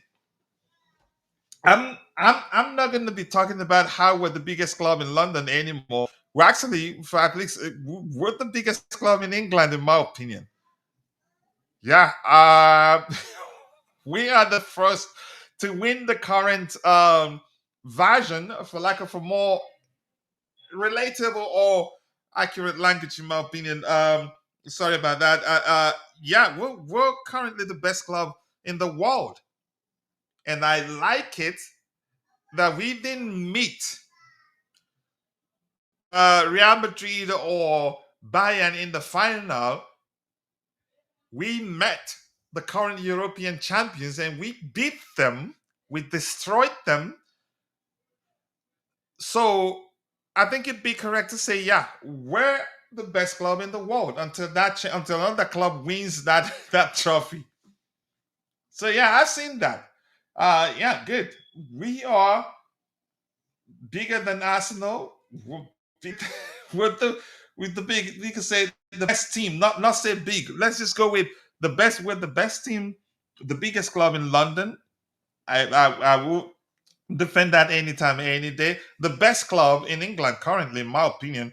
If you say, how about Liverpool? They won the league. I say we won a global trophy. They won a local trophy. If that makes sense, their local champions were international champions. I don't look. I'm not going to let people win arguments these days. Good morning to you too. I'm guessing you're going by what time is it? If that is if you're Nigeria, I'm not sure where you are. Yeah, so I agree, but I like how we can drag this over Arsenal. Yeah, exactly. Yeah, we rule the world. We rule the world, and be careful. Do not mix up caps with your comments. So like the AI that is policing the chat so it doesn't delete your messages. Okay. So yeah, let's see Rodrygo to Chelsea. I would not say no to it. To that, do I think it happens? Very difficult. Probably not. And as I've said before, if we didn't make an exception for Osimhen from the perspective of the sort of the construct of the sort of salary we offer the players these days, I don't think we'd do that for Rodrygo, who plays in a position not priority for us at the moment. So, according to Platigo, FC Bayern are still monitoring Christopher Nkunku's situation and waiting for market opportunities. Nothing advanced, no offers, nothing has changed. And I think the current Chelsea owners, yeah, good luck waiting for an opportunity. I don't think the price drops. The only thing that would drive down the valuation would be if we risk losing him as a free agent, which I don't think is the case right now. Let me look up his current contract. I think he still has about 2 years left on his current contract. Actually, no need to check it. I think we checked that a week ago during one of our live shows also. Um, yeah, but this, by the way, it would be great. Yeah, I agree. Rodrigo to Chelsea would be great, but do I think it happens? I'd say no. The same way I was screaming, I don't see Osimhen coming to Chelsea. Which, yeah. So Nkunku to Bayern could happen, or to another club, but he's not been in the greatest of forms, so probably not going to be easy. Him leaving Chelsea is not going to be easy, and he chances are he'd end up staying. Yeah, because yeah, I don't know. All right, more likes, people. We've been streaming for 1 hour, 21 minutes, and we're stuck in 24 likes. I think we can do a lot better than that. If you haven't, take a second, drop a like on the video, and also do subscribe to the channel if you haven't. So, according to the transfer guru himself, Fabrizio Romano, Mike Pender's loan move to Strasbourg, aka Chelsea FC's sister channel, is done and set to be sealed. Agreement in place for next season. Good for him. He'd be in good hands. I think he's going to probably become their starting goalkeeper, given the departure of Petrovic, who's on the verge of joining. Is it Bournemouth? I think so. And this kid, I've heard a lot of good stuff about him. I need to see him play. But now that he'd be on loan at Strasbourg, maybe I'll get a chance to watch him week in, week out, and yeah, see the sort of player he's become. So right now, news hunting time. I think once we're done with news hunting, we will call it a day. But if you are in the chat, if you have any questions, go ahead, shoot, and I'm gonna let you know this. If you ask a difficult question, I'll pretend I don't see it. And yeah, I'm just kidding. But be aware, I don't know everything. So chances are I might not have the answer to the question you have. But let's hear you. If you have any questions, why before we start news hunting, shoot for it.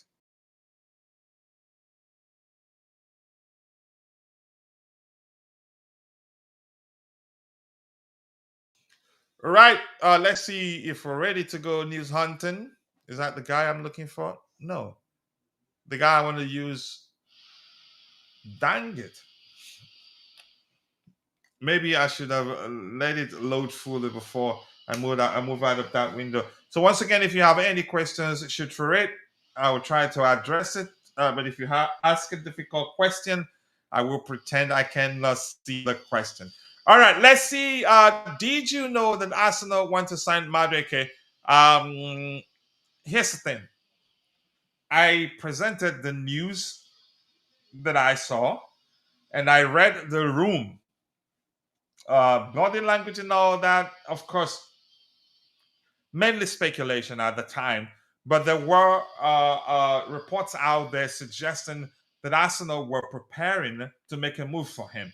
But even before then, I think we did have a conversation, a lengthy conversation during the live show, by the way, where I told people that Maresca, he does come across as a sort of individual, because he's a confident chap, strong belief in his abilities. Then I see him pushing to leave if he senses that if he remains at Chelsea, that he'd have to fight for his place to get to guard in games, that he'd push to leave. And I think that's exactly what happened. Some are saying that the reason he's leaving is because Nicholas Jackson, Enco Palmer, Enzo Fernandez all got a pay rise, but no, but he hasn't. I don't know what the case is really, but I've always known that yeah, he that's a chance he'd push to leave. So good luck to him. I think he's a good player. Hopefully, he looks himself in the mirror, do some self reflection, and then note things that he needs to start doing differently to become a much better player. And in my case, as I've said before, he just needs to be a little less selfish and a little more selfless, and then he'd be a perfect player, in my opinion. And maybe to add what Dante has always talked about, that he doesn't look up, maybe start looking up and put the ball in the box with intent and not just uh, cross for the sake of with the hope that his teammates get at the end of it. Are we buying a goalkeeper? Virtual Oath Studios? I honestly do not know. Maybe not right now. Even and I told people before the start of Club World Cup that even if we're looking to buy a goalkeeper, that it's not gonna happen. And Mr.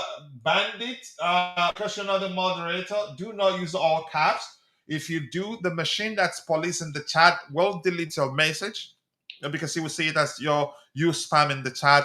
So please do not use all caps. Again, yeah, your message isn't hidden anymore because I've changed that. But please do not use all caps, okay? Let's see. Apparently, PSG are ready to offer a record-breaking 250 million for. I don't see that happening. Let me tell you this. Listen, it was easy for people to believe that because PSG president was pictured looking at Parma like a stalker, looking at Palmer as a man would look at a woman that they love or maybe that they envy. So, and that report came out with that picture. So, PSG president was pictured looking at Palmer as if, wow, what a player. Oh, wow. I hope we can sign him or something like that. So, they made up some nonsense news. L'Equipe also part of that thing. They know it's not possible because our owners, irrespective of what people say about them, if you're one of our best players, I don't think I don't see the amount of money that you present to Chelsea that they agree to sell Cole Palmer to you, except if Cole Palmer pushes to leave. So I think that was disingenuous from L'Equipe.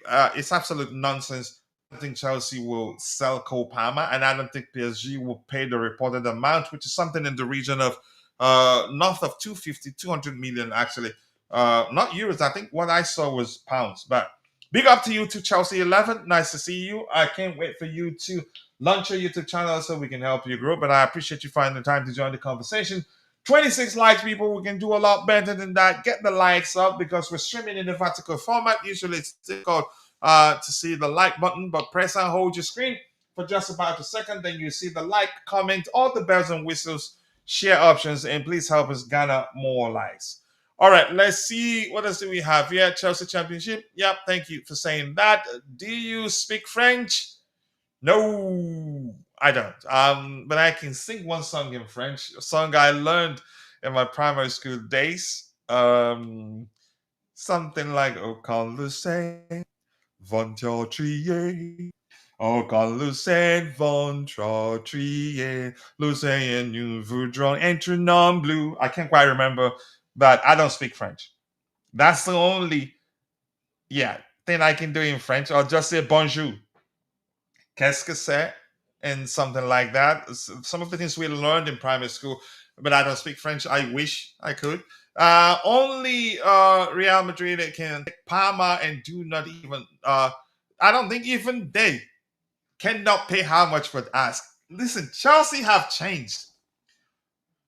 If they want Parma, the only reason would I agree to sell Parma, two things actually would have to fall into place before we agree. Parma pushing to leave, and they meeting our valuation of Parma. I don't see that happening. The only way would be if Parma runs down his contract and then he has just about a year left on his current on his contract, and we risk losing him as a free agent. Then yeah, even Chelsea have changed. I get it. People have been, you can say, what has been drilled into the mind of people is that these owners, that they're open to selling any of our players just to make profit. Some players will be sold to balance the books. Parma isn't one of them. If you dream about Chelsea selling Parma just to make enough money to balance the books, you need to go see your doctor because you have fever. And I'm serious. Caicedo, the same thing. Two things needs to happen. Two things need to happen. Two things need to fall in place. For Parma, Caicedo, I don't know who else to add to that list. Even Enzo Fernandez to be sold. The player would have to push to leave, and then the interested club definitely must meet the valuation of the player. Honestly, I can't stress that enough. But unfortunately, majority, a good number of the of Chelsea fans, they've been, I wouldn't say brainwashed. I think that'd be disrespectful. You can say they've been made to believe that the owners, they're just here for profit, to sell flip players and make profit. And I remember asking the question, what sort of sense does that make, really? How many players are you going to sell to break even in terms of given from, if we're seeing things from the perspective of how much they paid for the club and how much they've spent in signing players? So how many players are you going to sell to make enough to break even, let alone make profit? To make, how many players are you actually going to sell to make enough to pay player salaries? It's just some of the most stupidest argument I've heard from our fan base. But that's by the way. My point is, Real Madrid can try. He can. We've never been a selling club. We only let players, and I'm happy that hasn't actually, that policy hasn't changed under the new ownership. We've only sold players, even under Roman, players that push to leave. But as long as you're happy, we don't sell. Except if the manager don't want you. If the manager don't, if you're not part of the manager's plan and the club knows it, if a good enough offer comes in or a sizable offer may comes in, then yeah, bye Felicia. But Cole Palmer, I'm gonna say this again. If you dream, if you wake up from a dream and you had a dream where Chelsea sold Cole Palmer, you need to go see a doctor because you have a serious fever. And I'm serious. And the fever, unfortunately, has affected your brain. Yeah. So let's see. Do you think we are ready to challenge for the EPL and the UEFA Champions League? Hmm. Do I think? I would say yes. But challenging doesn't mean we can. We're definitely winning it. We can. Here's something to pay attention to. In the just concluded season, we won as many games. We finished the season winning as many games as Arsenal won, but the difference was that we lost more. So, and we've brought in what's his name? We have we brought in João Pedro. who's an excellent, proven, again clinical, and we have options now to do things differently if need be. A Sugo, so we can run again. We have option to do whatever we can not to run Moises Caicedo into the gutters and then be in trouble. Esteban Willian comes in. If Cole Palmer isn't available, Esteban Willian will be available for selection, and he's capable of pulling a rabbit out of the hat to help us win games. So yeah, definitely we are. We will be. Yeah, we will be there. Whether we win it, that's a question that Maresca and the boys. That's a question that they're better positioned to answer than me. But let's I would do we would do predictions, but we will predict how the season will end. We'll do a show where we'll do a prediction exercise on how the season will end. It might not be on Chelsea Perspective, maybe on the sister channel, but let's see. The transfer window is still open. I usually like to wait to see what we do in the market, and then yeah, I'll be able to you can say give you a sensible prediction because yeah, let's see what happens. Balance the books, yes, but romance glazer clauses prevents the owners making personal profits until May. But even at that, even if they're allowed to make profits now, how are they going to make it?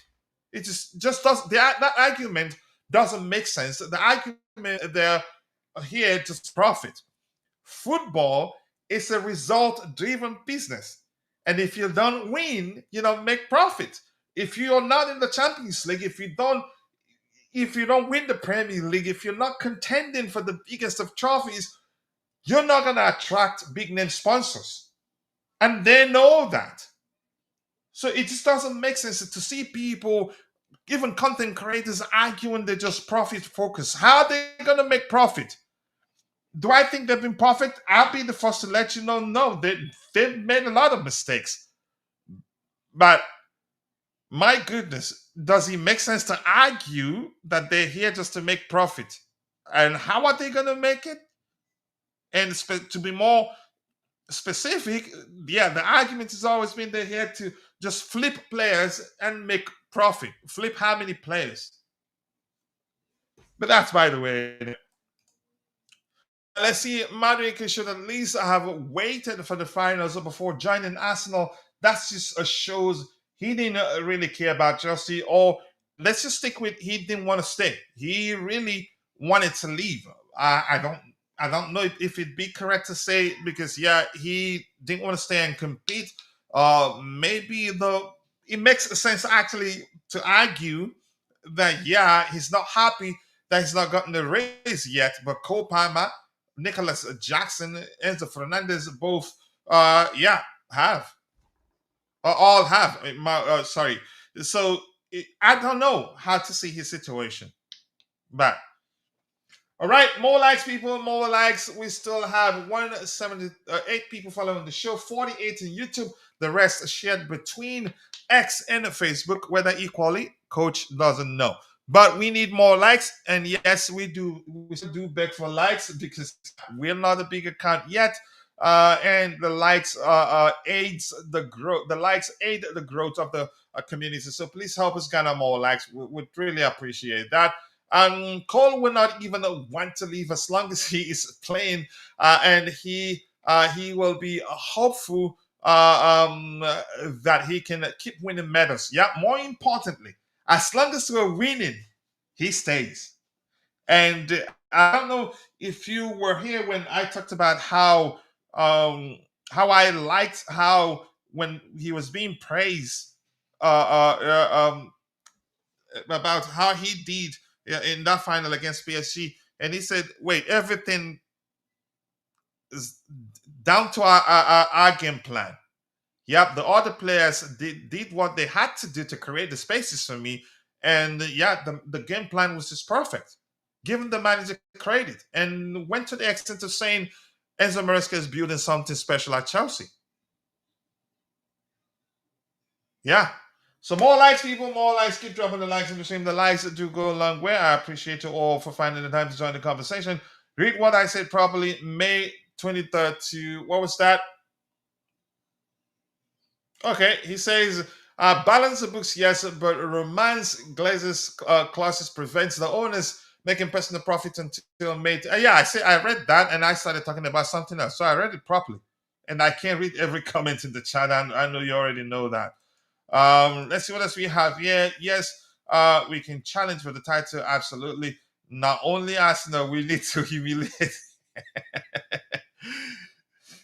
But dang it, I just realized today that Ateta, he's been in charge at Arsenal for 6 years now and won only one trophy. Jesus Christ! I don't think that happens at Chelsea and you get away with it. The fans will cook you. They'll pressure the heck out of you and you'll end up leaving. Um, We should try as much as possible to keep a fully fit squad throughout the season, especially Lavia, hoping Fafana will regain his fitness. Here's one thing you gotta give Maresca credit for. I think he's good at managing. Maybe not his job. I'm not sure whose job it is to manage the fitness of the players. I think we've improved in that aspect. We didn't suffer too many injuries in the just concluded during the just concluded season. So maybe we've improved in that aspect, and it's a good thing if we have. London is blue. That's according to Santiago Lodeiro. Thank you for joining. More likes, people. If you have any questions, drop it in the chat. I'll try the best I can to address your questions, but please do not ask difficult questions. Otherwise, I will pretend I can't see them. Okay, I do enjoy interacting with you, which is why you see me. That's I don't complain for being alone on the panel. It's enjoyable, really. All right, Mike Pender's news. We've addressed that. Let me refresh to see if anything new has emerged since the show started. Chances are none, but yeah, we've been streaming for 1 hour 41 minutes, and we're stuck in how many likes? 31 likes. Come on, people. And we still have 48. We had 100 people watching plus watching at the same time. But now 48. Yeah, we should be doing better in terms of the number of likes we're looking at there on the screen. Come on. More likes, people. More likes. The likes do go a long way. Is it still loading? Jesus Christ. That's crazy. X has become very quirky. All right, let's see what else we have here. Well, news hunting, people. News hunting. Okay, the Mike Pender's news. On the verge of completing his loan move to our sister channel.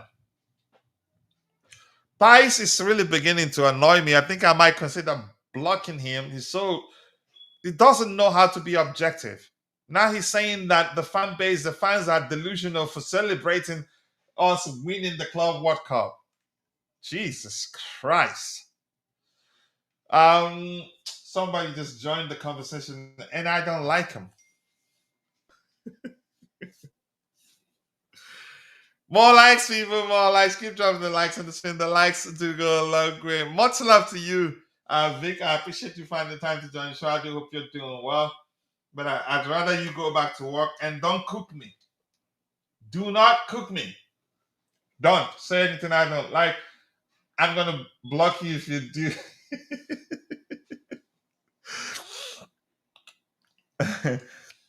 Congratulations, my bro. I do hope you're doing well. Thank you so much for finding the time to join us. Even though you're my bro, I don't like you coming here to cook me all the time. Don't do that. All right. So we're gonna be reading a lot of commentaries from footballers, some from Chelsea players, some from commentators, pundits. I like. So the first one from João Pedro. So João Pedro on the Club World Cup. I think you saw in the final how important it was to everyone at Chelsea. It is a very good group with a very good guys. Everyone wants to win. To win, the mentality is good. Everyone has been very welcoming to me. I came to Chelsea to win, and boy, what a start to life as a Chelsea player. He's not been, how long has he been a Chelsea player? And won one of the biggest club trophies in world football. I came to Chelsea to win trophies, and today we did. And now we need to rest, and it will be time to go again next season. But I will enjoy it first because we won the tournament. What a luck, really. The luck, too. And there's something I read online. He's a smart kid, being very meticulous, very conscious of the decisions he's made uh, in his career as a footballer. I think, correct me if I'm wrong, I read something to the effect of him deciding to stay with what's the club got relegated? What's the name of the club I'm looking for? Oh my goodness, Watford got relegated. He had the option to leave on loan, and then he said something that he realized that the championship is actually strong. Something to the effect of the Champions League preparing players for the Premier League. So he stayed, played the season with them before moving to his next club or something to that. Correct me if I'm mixing things up, but I think I'm correct anyway. So he's a very, very smart kid. Again, knows what he needs to do. No, I'm talking about João Pedro to improve. I like him. The mentality is there. In his first game, first start, scored two delicious goals, and in the final, showed something. You can say the first goal he scored against what's the Thiago Silva's team, Fluminense. That's reflective of his footballing intelligence too. He was outside the box, got the opportunity. He had the space to shoot. He didn't hesitate to shoot, and he placed it further away from the goalkeeper's reach. That's reflective of his footballing intelligence. But here's what showed me that he's a very, very smart player was when Cole Palmer had the ball. I thought goal against the supposed best team in the world. I have to say that, and in quotes, yeah, because nobody gets a chance in that final. He didn't run straight into the box, further into the box. He made a bit of a diagonal run because he knew that if he ran straight down further into the box, he'd be offside by the time Cole Palmer passes the ball. So he was looking at Cole Palmer and at the same time marking his time, not running further into the box and be caught offside. He ran a bit. He ran diagonally a bit, but the moment the ball left Cole Palmer's leg, he started running straight into the box. That is a decision that he had to make within a second to get it correctly, to not be offside. And Cole Palmer read it very well. That is reflective of the fact that he's a very, very, very, very smart player. Intelligent. I'm happy we signed him. A lot of people wanted us to go for much bigger names, but our scout, come on, give them their flowers. They know exactly what they're doing. Honestly, these days we don't sign players for the sake of it, and I'm just happy they get in Maresca the sort of players he wants. Yes, Watford. Okay, thank you so much. Go back to work. Leave, leave me the heck alone. All right, Vic, my bro here is saying, I backed João Pedro when we got the rumor, even before we completed the lapse move. He suits Maresca's style, and plus he's a good player. A lot of Chelsea fans weren't happy. Majority of Chelsea fans weren't actually happy. They wanted, you could say, the flashier names, more popular names. I think another shock that they will get is how good Gittins will be for us. But João Pedro, who was on the beach Actually, on holiday, you can if you watch his intro, his announcement videos. Part of it was shot in a Brazilian beach. Correct me if I'm wrong, because they had to go to him there, I'm guessing, to shoot it, or maybe delegate the that part of his introduction video to announcement video to a Brazilian outlet, a video production outlet to do. But boy, he looked as if he's been training. He's looked so far looked as if he's been training with the squad for 1,000 years. All right. But that's by the way. Let's see what else we have here. We have a shortened preseason due to the Club World Cup. Can Maresca achieve a sharpness and cohesion ahead of the EPL kickoff with just playing Leverkusen and Milan? I think he can. Uh, Here's the thing. How many new additions do we have there? Mamoudou Sarr, Dario Isugo, Liam Delab. Delab at Chelsea should be plug and play for reasons I've explained before. He's worked under Enzo Maresca, so I'm quite sure. Even definitely Maresca probably he's progressed beyond.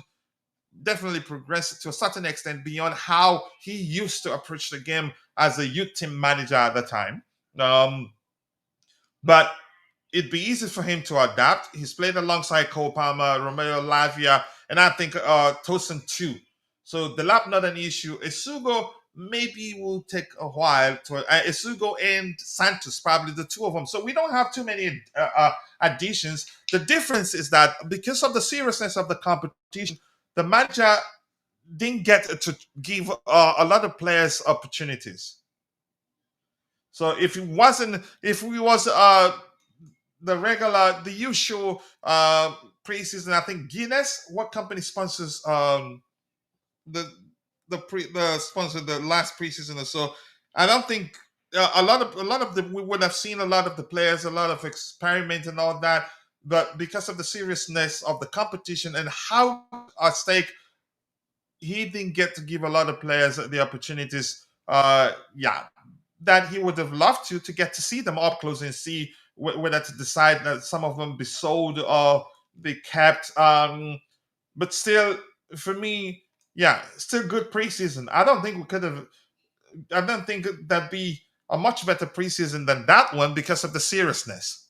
But which it only means that the new players, new arrivals, that have to wait a bit more to become regulars. Yeah, except the lab for the reasons I've explained, plug and play. All right, keep dropping the likes on the stream, people. The likes do go along with 35 likes. We should be doing a lot better than that. If you haven't, take a second, drop a like on the video, and also do subscribe to the channel if you haven't. We still have 185 people following the show, 49 on YouTube. The rest is shared between X and Facebook, whether equally. Coach doesn't know. So let's see, what else do we have here? We've addressed this news, and we have the senior member, our senior panelist on here, Bobby. He should be in bed, so but probably he decided to come keep me company for a bit before he dozes off. Bobby, big up to you. I appreciate you finding the time to join me on the panel. Yeah, big up, coach. Yeah, I think I can only stay about 10 minutes or so. I just saw you streaming, and the automatic reflex Come is join to a brother. join.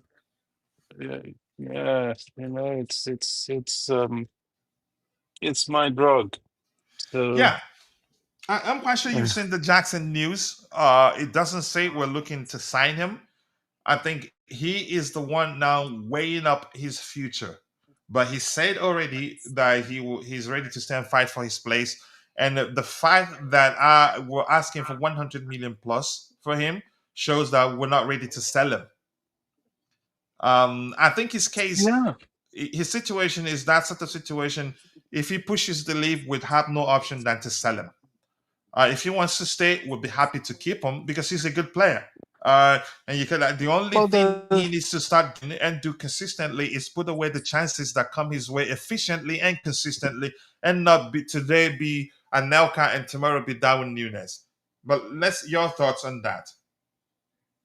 Yeah, I mean, I've said a couple of things about this, and you have as well. Um, Jackson, for the 2 seasons he's been at Chelsea, has not had competition. Now he has good competition, and it's now up to him to take on that competition and be. You know, if Jackson ever wants to be a player at the next level, this is the sort of thing he needs. He needs to be able to say, right, okay, João Pedro, okay, Liam Delap, I'm going to step it up.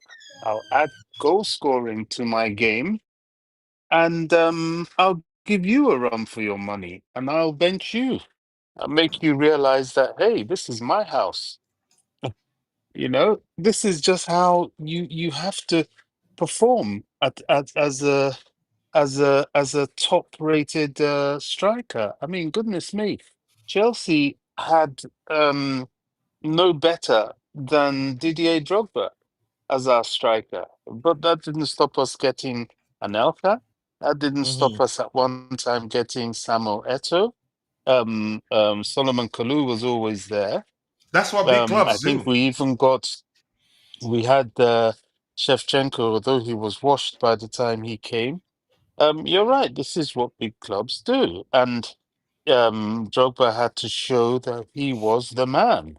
No matter what the challenge came, everybody had to fit themselves around him and rotate themselves around him, his fitness, and so on. And Nurka has, I mean, Jackson has to do that. Now Jackson can play out on the left. This is an opportunity for him to revisit those skills. There's But so many some, things just that quickly, can be Bobby, done. someone did Just mention before, why that is an issue. go, Maresca has said openly that he sees him as a striker. But go ahead with what you're saying. So he might not well, have space for him on the flanks. it doesn't really matter what Maresca said about a player last season. You know, Maresca said last season that he's always going to play in a certain way. You know, sometimes situations call for you to be flexible. Hmm. Against um, PSG, it was a notable one of those situations where it was blatantly obvious that playing out from the back was football suicide, and he crafted then the perfect game of the perfect, you know, ball over the top game or long ball game. What gave Chelsea such a unique advantage over PSG was that we introduced a new aspect of our game, was playing the ball over the top, which is something we should have been doing anyway for a long time. But it was a new dimension, and you know when we goals up by doing that and exposing their flanks in that way. Eventually, towards the ends of the second half, we reverted to playing out for the back to further frustrate PSG when they had become a spent force. That is tactical flexibility. That But is Bobby, what a Jesus top Christ, the coach pressing. does. Our pressing in the first 10, 15 minutes. My word. I was like, what Yeah, is going on? it was excellent. You know, It, it shocked PSG as much as it shocked all of us and the watching it. cameraman It showed their shocked bench. Enrique. Yeah, The it cameraman showed their bench. They were going like, "What is, what is this?" Go yeah. ahead, Bobby. Sorry, man. I just So, you couldn't know, help. which as a side note before I land on the Jackson point, Mm. you know, it shocked their bench to the point where all the shenanigans after the game. I'm hearing, and I want to confirm it, but I'm hearing FIFA have opted to give Enrique a 10-match ban Ooh. um, from their competitions, which wouldn't surprise me because he did actually slap Jao Pedro. How Jao Pedro reacted is beside the point. He is a manager. A manager cannot raise their hands against an opposition player for any reason. I mean, I where do mean, you he should start? be lead So by they, ample. yeah, they will throw the book at him. But you know, that's aside. So Jackson and selling him, I'm glad he said he wants to fight for his place. I hope he's serious. I think he will drift out left sometimes. I think there's still a job for Jackson to do in this team. His finishing is what will make him come off the bench. But if he comes off the bench and introduces his game plus scoring goals, that then gives the Maresca the headache. You know, you throw the headache back to Maresca. What are you going to do? You know, at the I with our three strikers, he may well play with two because João Pedro is extremely flexible. He can come up from midfield. He can be a left attacker. He can be a right attacker. You know, there's all permutations, and that's what we want. You see, with this season we're going into, with the fact that the players will, after coming back from their short 2 week break, will not Mm-hmm. really have a pre-season. There's two games at Stamford Bridge. One of them I will go to because I like to take a look at, you know, the squad before the season starts and make a little assessment there. Um, you know, there has to be a lot of rotation. Another thing is that we must learn from our injury situation, which people forget. It is injury that hampered Chelsea's seasons in the past 2 seasons, maybe even the past 3 seasons. It's injury more than anything else. It was injury that led us to struggle in December stroke January last season. Huge injuries to the strikers, to of course the regular ones of your Fafana, Fafana, and Lavia. Now, we're in such a difficult situation where, because those three are so good, we have to create rotational options to be able to absorb them and use them sparingly whenever they are fit because they're so good. You can't just get rid of them. However, we shouldn't go and start antagonizing further injury by doing stupid things like overplaying Cucurella and so on. We need adequate rotation, especially for him at the left back. So back to Jackson's sale. If, and I like what the club has done, I really do. If somebody comes along and they drop 100 million plus even for Jackson, then we will listen to it The and, you know, information, maybe is it? see. Yeah, you know, it depends. It's towards the end of the transfer market. We probably won't because we can't react to bring in somebody else. But it's enough of a deterrent, one, to keep Jackson further on his toes, to see, well, we can make some serious money here because after all, if you look at the going market, forget about Delap because he had a clause, a release clause, if Switch got relegated, that we were able to get him for 30 million. And you know, we pounced as soon as that happened, and we were in a very, very fortunate position. Champions League football and everything. Ipswich stood no chance. But apart from that, there's no strike. Look at what people are talking about Ekitike. What has Ekitike done to make him valuable more than Jackson? I Mm-hmm. really don't think there's anything there. I mean, if anything, Jackson is at the going rate of about 100 million. What has Florian Wirtz done, really? um um More than Jackson. You know, yeah, he's a German international. Yeah, there's a lot of good PR around him, but Jackson has earned his stripes. And to make Jackson even more valuable, he's not on high wages. So he's transferable, let's put it that way. So yeah, and if anyone comes and they're very serious, they drop 100 million. I mean, Liverpool seem very happy to want to drop 80 or 70, 80 million on Ekitike, Mm-hmm. as does Newcastle. So, you know, they're happy to do that. Then if any of them are interested, or if anyone is indeed interested, Man United, whoever, that should be the going rate for Jackson.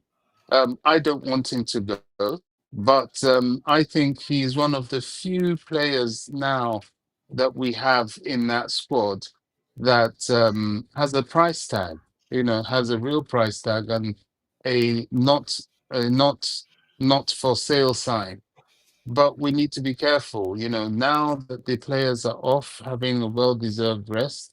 This is where the work of the sporting directors, the administrators, and indeed the owners come in. And the squad building for the coming season is crucial. We can't afford the mistakes of the past. We can't afford the idea of not having enough strength in depth. And, it's got to go on. And please, my message to Chelsea fans at the start of the new season, when you see your favorites, your Andre Santoses of the world, maybe at sometimes even João Pedro, maybe even Cole Palmer. I think it's important that we're able to rotate Cole Palmer. When you see them coming off the bench, I will be incandescent if I see someone on X saying, "Oh, Cole Palmer, they want to sell." They already tried to say that. Oh, so and so. Oh, they should sell him. Oh, so no. Do you see the schedule next season? There are Premier League games, domestic cup games, which we have to do much better in this time around. There's the Champions League. So there's no sort of respite competitions like we had with the group stages and the even the knockout stages to some extent of the conference league. That gave us respite. That gave us the opportunity to blood youngsters and so on. That's this time. We have to have players ready to roll. People talking about, Joshua Chimpong, who is going to be on the bench. No, Joshua Chimpong will play. He will play. I think that kid's going to see at least 20 games next season because of how the games are. And look, there's added to that, there'll be internationals. Added to that, it's a World Cup year. Added to that, we've played a 64 game previous season. Added to that, well into the summer. Our season finished in on the 13th of July, this past season. So our squad has to be large. We have to have a big squad. We have to have a big, talented squad. And there will be rotation. It would be insanity if we continue to play Cucurella the way we are with his international commitments. And do you know Cucurella, upon all the other players we've got, is the only one that didn't enjoy the respite of the Conference League. He played in a lot of those games. Mm. He's the only sort of, I'll say, Group A player that played in every single competition quite regularly in the Conference League, in internationals, and thank God he never went off with any sort of injury or anything like that. Look, we've got to have that respite. So, back to the question of Jackson, should we sell him? No. Should anyone come for 100 million? Should we consider it? Yes, it depends. If they come like before the start of August, or the first week of August, yeah, it's a consideration because it gives us time to react with whatever sale money we get. But if they come last minute and all that, then no, he's not for sale. He has to stay. And we don't Uh, need to sell. We're not, no, we're not looking for money now. yeah, the asking price for me is clearly reflective of the fact that we're not looking to sell him. But the only thing that would lead, I believe, could lead to Chelsea deciding to sell him if he shows that he's not settled, is if he wishes to leave, just like the case of Nani Madueke, then yeah, I think would look to sell him, and it depends on when he makes it clear that he wants to leave. If you waste time and we get closer to the end of the transfer window, and he says he wants to leave, I don't think we'd sell him. So what's your decision on Lord Sanchez? I call him Robert Sanchek. Mhm. Listen, I was going to Yeah. give him another chance, and I still would want us to give him another chance. I was I've always said my only issue with him is lapses in concentration. He's an Yeah. excellent shot stopper. He's a Yeah. very, very good Even shot his stopper. long ball And distributions yeah, is and he's second to excellent. none. And even at Brighton, he was good at it. That was one of the things we realized when the club was on the verge of completing his signing. That his long ball, he's good with long balls. Yeah. Look, and he's improved. He's added something to his game, which is coming off Yeah. his coming for the ball, To more collect high crosses. claims from him, and the high claims, the Yeah. increase in number of high claims from him, that has helped us deal with set piece situations which we struggled with before. Because he can use his hands. Once he comes off his line for the ball, he usually gets to it. Look at the sort of saves he made in the final, and he's become the sweeper keeper thing. He does that very well, reads the game very well, knows when to leave his line to come clear to do the sweeper keeper thing. He did it in the final too. So chances are, look, he's not going to be perfect as long as we play out from the back. Every now and then would see some mistakes. We'd see him make a mistake or two. It becomes a problem when he averages one mistake per game, because that could be the difference between you finishing in the top four or winning a trophy. Just like Ederson, the best of the goalkeepers in the Premier League, they do make such mistakes. As long as you play out from the back, even Manuel Neuer, he's had some crazy howlers. Now, if you go look up the videos, you'll see them. But Yeah. my point is, he's improved, and I think we should give him another season. But if we can bring in another good goalkeeper, experience like Mike Mayon, fine, that would be good for him. And I don't think we'll sign up Mayon for for a 5-year contract or 4-year contract. He'd be here to compete with Until Sanchez, Penders. which will lead to him becoming a better player, a better goalkeeper. But go ahead, Bobby, if you have anything to add to that. To be honest, the way I see this is we're not going to get a new goalkeeper. Our goalkeepers are set, Sanchez and Jorgensen. Sanchez has improved remarkably. Is there still a mistake in him? Yes, it seems that way. His weakness is not even playing at the back. If you play the ball to him from the back, then give him the permission to not play it short. If he has to play it short, he has problems because he seems to get flustered, especially if he's being pressed. But if he's allowed to play the ball over the top, that's his strength. He will find your runners. He did that excellently against PSG. But in the second half, when we started our usual play out from the back, and that was when he nearly made a mistake, which could have cost a goal, and maybe cost him that Golden Glove because he got that because he kept the most clean sheets. Look, we know who Sanchez is. We know that actually Sanchez is an excellent keeper. As you said, it's his concentration that destroys his abilities. When he's focused, he's very good. He's good, at least good enough. He's a shot stopper. He's good at stopping shots, long shots, short shots, ball crosses. He is a good keeper, and he will be enough. And he's good enough to keep Mike Penders motivated because we're trying to avoid the Thibaut Courtois situation. We need to keep Penders knowing that he has a pathway to the first team and maybe a season more or two if necessary of Sanchez as number one. And then we start to blood Penders into what we are hoping for him to be the long-term keeper. Um, that makes sense. And I think our recruitment now should be focused more outfield. Certainly that left back, certainly another forward player, especially if Nkunku leaves. and then we're really okay.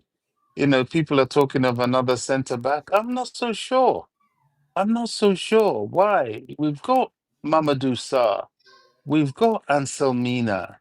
We've got Josh Achipong. I think we'll be more inclined at this point to use him in the right back situation.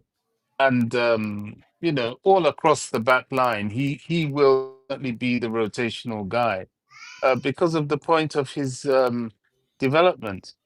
You know, the squad is really almost ready. We're almost there. It's just Cucurella and for me, a replacement for Nkunku. The midfield is set. It's solid. You know, we have the rotation numbers, and yeah, I think wow. You know, that squad. You know, our attackers with Jackson, Dilap, and Jao Felix. Left flank, right flank. Gosh, it's pretty scary. Yeah. Remember, and Jamie Gittens to come back. Esteval, who I continuously say is going to need time, mhm. but he's going to be useful. You know, people are talking of Rodrygo. I think all these things would only happen if Nkunku leaves. I think yeah, incomings it depends on who leaves. Yeah, but thank you so much, Bobby. So what's your Robert Sanchez for me? Given time, let's see if he's overcome those you could say the lapses in concentration. It will still happen. A human being mistakes, and if you're a human being, you're bound to make mistakes.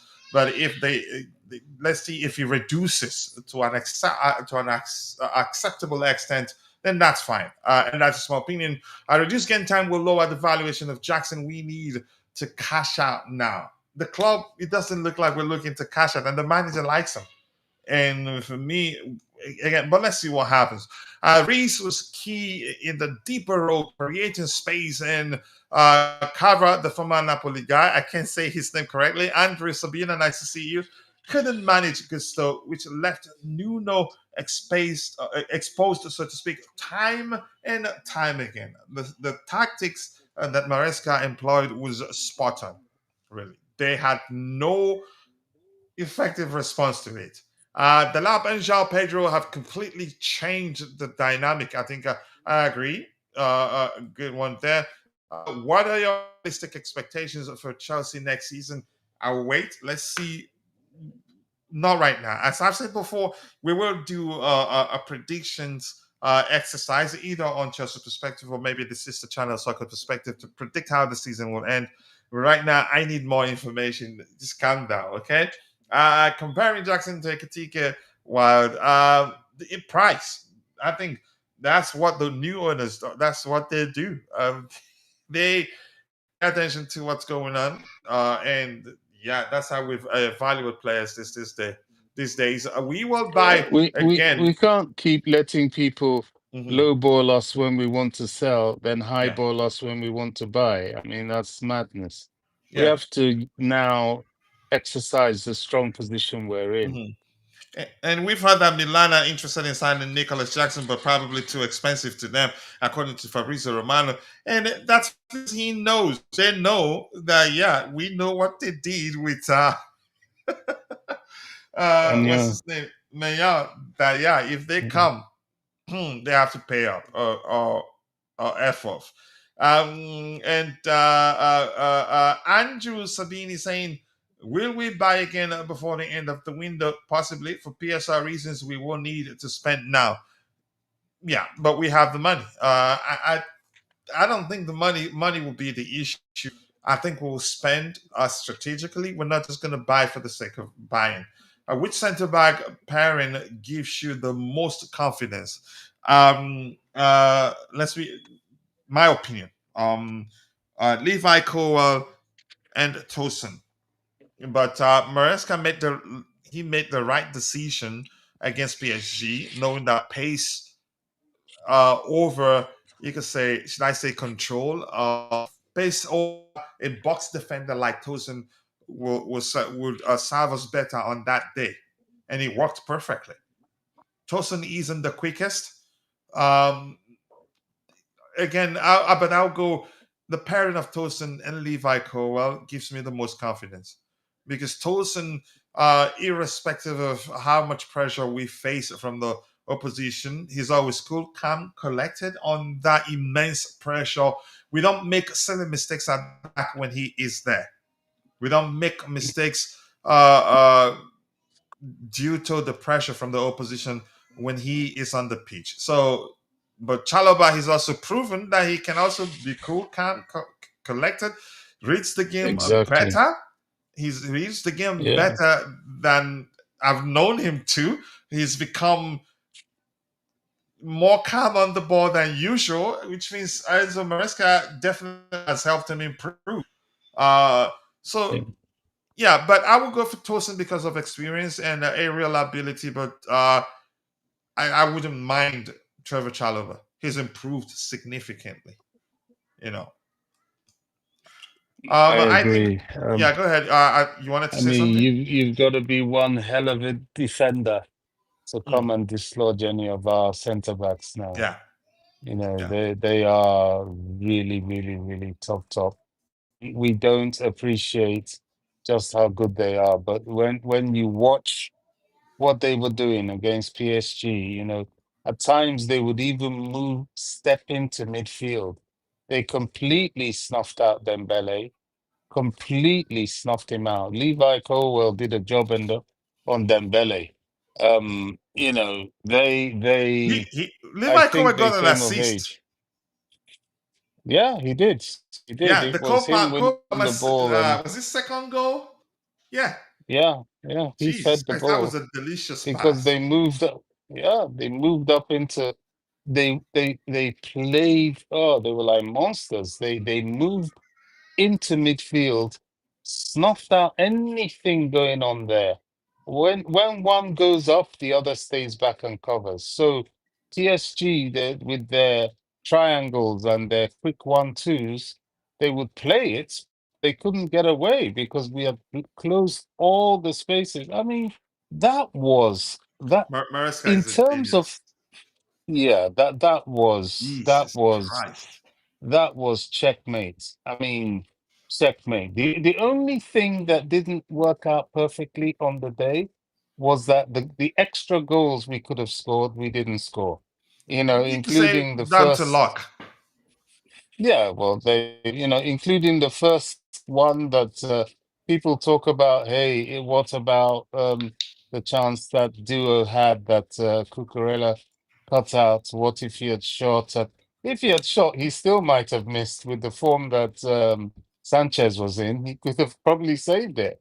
Who knows? You know, we'll never know because the issue The- didn't arise. They But finished the you know, game. half. Go ahead, Bobby. Sorry, I apologize. I was just saying, you know, Palmer missed one earlier that he could have curled inside the bar, but it went outside the bar and ricocheted back onto the net, such that everybody thought he scored. The lapse shots, yes, Donnarumma got his hand to them, but it was very close. Maybe if a few inches here or there, and he wouldn't have got his hand to them. So it was all, you know, rather um uh, uh, uh, little fine margins for the extra goals, but tactically, I don't think I have ever seen a game so astutely carried out tactically by a team in the final, well, apart from the final between PSG and Inter. So really, we did to PSG what they've been doing to others Mhm. um all season. We PSG, and they finished the game with Yeah. an XG of 0.53. Didn't even get to one. We finished with 2.06, so we outperformed our XG of the day. Could have scored up to 6 goals actually. So the better side won. It wasn't even close. They didn't give us a chance. We went into that final as the underdogs, but yeah, came out of it as a better team with the goals, everything, and what the numbers show. Yeah, the better side won. It wasn't even close. It wasn't 2-1. It wasn't 3-2, 3-0, and we could have scored three more actually. But I'm just happy the way everything went. Really, Coach, can you please tell your boy Raheem Sterling to leave? I've always told you Honestly. I actually have a YouTube shot where I said he's like a pen. Serious, not a pen, a pain in the behind. Oh God. Yeah, I because he's mean, not going to be they in a are the hurry to leave. ones. And No, him and I Sterling sensed, is the ones that I yeah, really want to see go. I sensed that he was going to be a serious problem when we hadn't actually heard from the manager that he was surplus to the requirement, but we started hearing from his camp. That was when I knew Yeah. that we were in trouble. Because yeah, they are indirectly at the time telling us not going anywhere. Because yeah, they do know that it should be decided. Okay, we want you gone. Let's talk. How much are we going to pay you? That at the time, I think last year or last 2 years ago, it was 17 million pounds plus. If we decide we want to buy out his contract, so and he's at the age where he's not so much in a hurry to play football. I don't. He's gone past that age where one could argue that he still enjoys football and would want to play. And it's not like he's an excellent form that you say he would want to get a chance to still showcase to show the England manager what he's capable of doing and get called up to represent England again. He knows that it will take a lot for that to happen again. So never he's not in a hurry to leave, which was why Mm. his camp started releasing statement even before the fans realized that yeah, the manager didn't want him. So yeah, we're stuck with it, honestly. Yeah, he has, I think, 2 more years of contract, doesn't Yeah, he? I About think two we'll years eventually, left. you could say, meet somewhere in the middle with his camp, and you know, they go their separate ways, and we go to our go our separate ways. But it's not easy, really. I love Chelsea, Elliot. Glad to hear that you love Chelsea. We all here love And Chelsea too. Go ahead, Bobby. another one that's, is beginning to irritate me now is Ben Chilwell. He knows he's just defrauding us. He Hmm. spent, I don't know how many, but when I say defrauding, because actually he's not, because He's that one was of the his top contract. earners, right? He is for nothing. He hoodwinked us. He'll play 1 or 2 games. Come October. His injuries start from October right the way through to then maybe we'll see him 1 or 2 games in May. Then he'll play maybe 1 or 2 games in the preseason. Then he's off again. Then he comes back late September, October, flatters to deceive. Then he's off again from the end of January. And he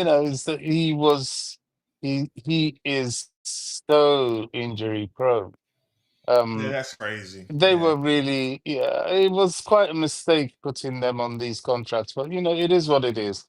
I think the club um are licking their wounds as far as they're concerned and will look for anything to get them out. He won't be easy to get out either because if Palace didn't want to keep him permanently, he helped them, especially with their FA Cup win. Um, Yeah. I don't know. I don't. Those are the ones that I would really like us to offload if we can. But then, everybody knows we want to offload them, Mhm. and it's going to be a challenge. Yeah, indeed, it will be a huge challenge indeed. And Stav is saying that Jackson had the second best debut season for a striker. I think he beat Drogba's record actually. But only Costa his first season he outscored. Yeah, there you go. You have it there. He He did. He outscored did. Yeah. Drogba's debut season, and Drogba had European football experience at the time.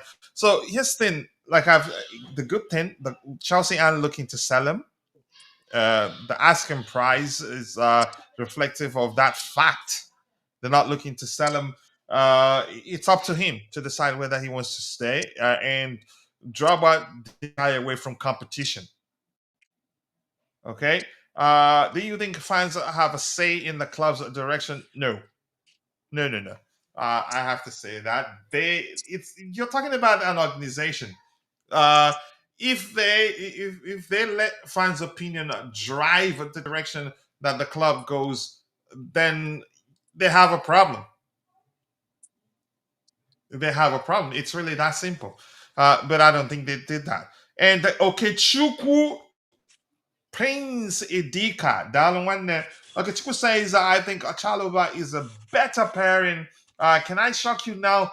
Do you know that he had the most accurate passes in this tournament with a 96% passing accuracy? The more he plays, the more confident he will become. I agree. But I didn't know about that stats that you just showed us now. But Houston, I'm not happy for Chaloba. I mean, the improvement on his part was there for everyone to see.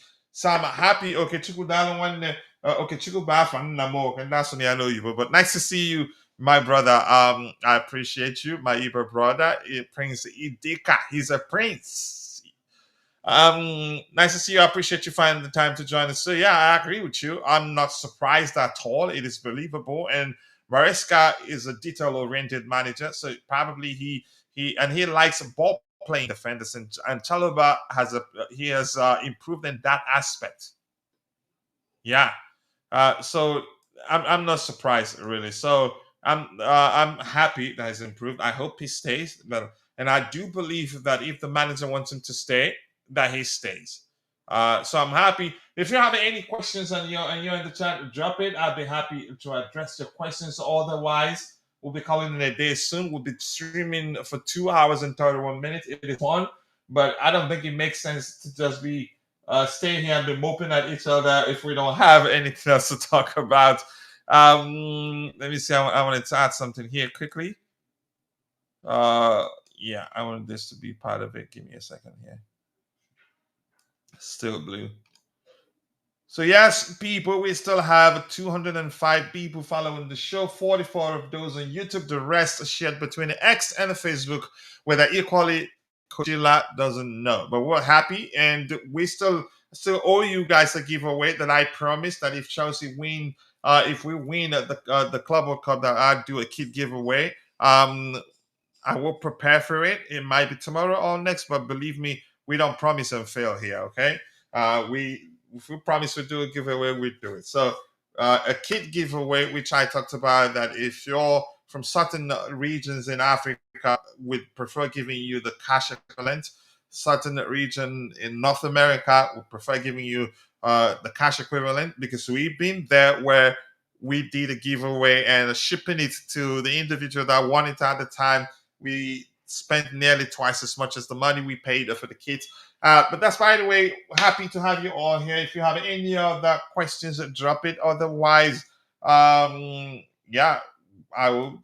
I think it's been excellent conversation, and I'm quite sure nothing new has emerged since the show started. If that's the case, we'll find out in a bit. So more likes, people. 43 likes, not bad. But I do know we can do a lot better than that, since we had a lot of people following the show.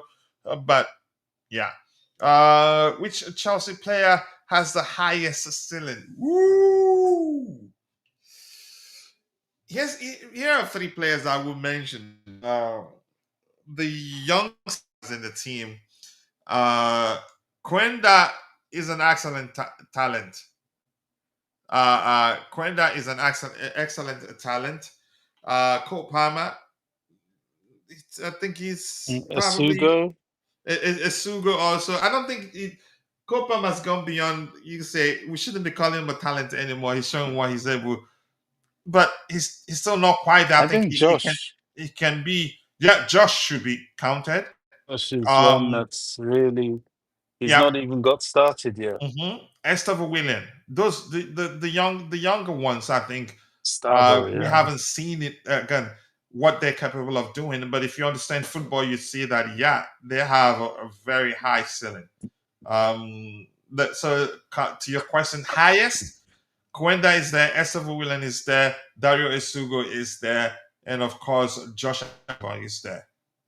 He's such a talent, so good to watch too, and he's a silky player, but at the same time, because usually silky players are easily to muscle off the ball, but as silky as he is, you can muscle him off the ball, and he's a very very intelligent player too. Intelligence I'm a sucker for intelligent players. The first thing I pay attention is the footballing intelligence of a player. Yeah, Yeah, it's very important, yep, and Josh especially at is this level and at this club. yeah, exactly. Um, So I, yeah, I, I, Dobby. I just wanted to add something Hmm.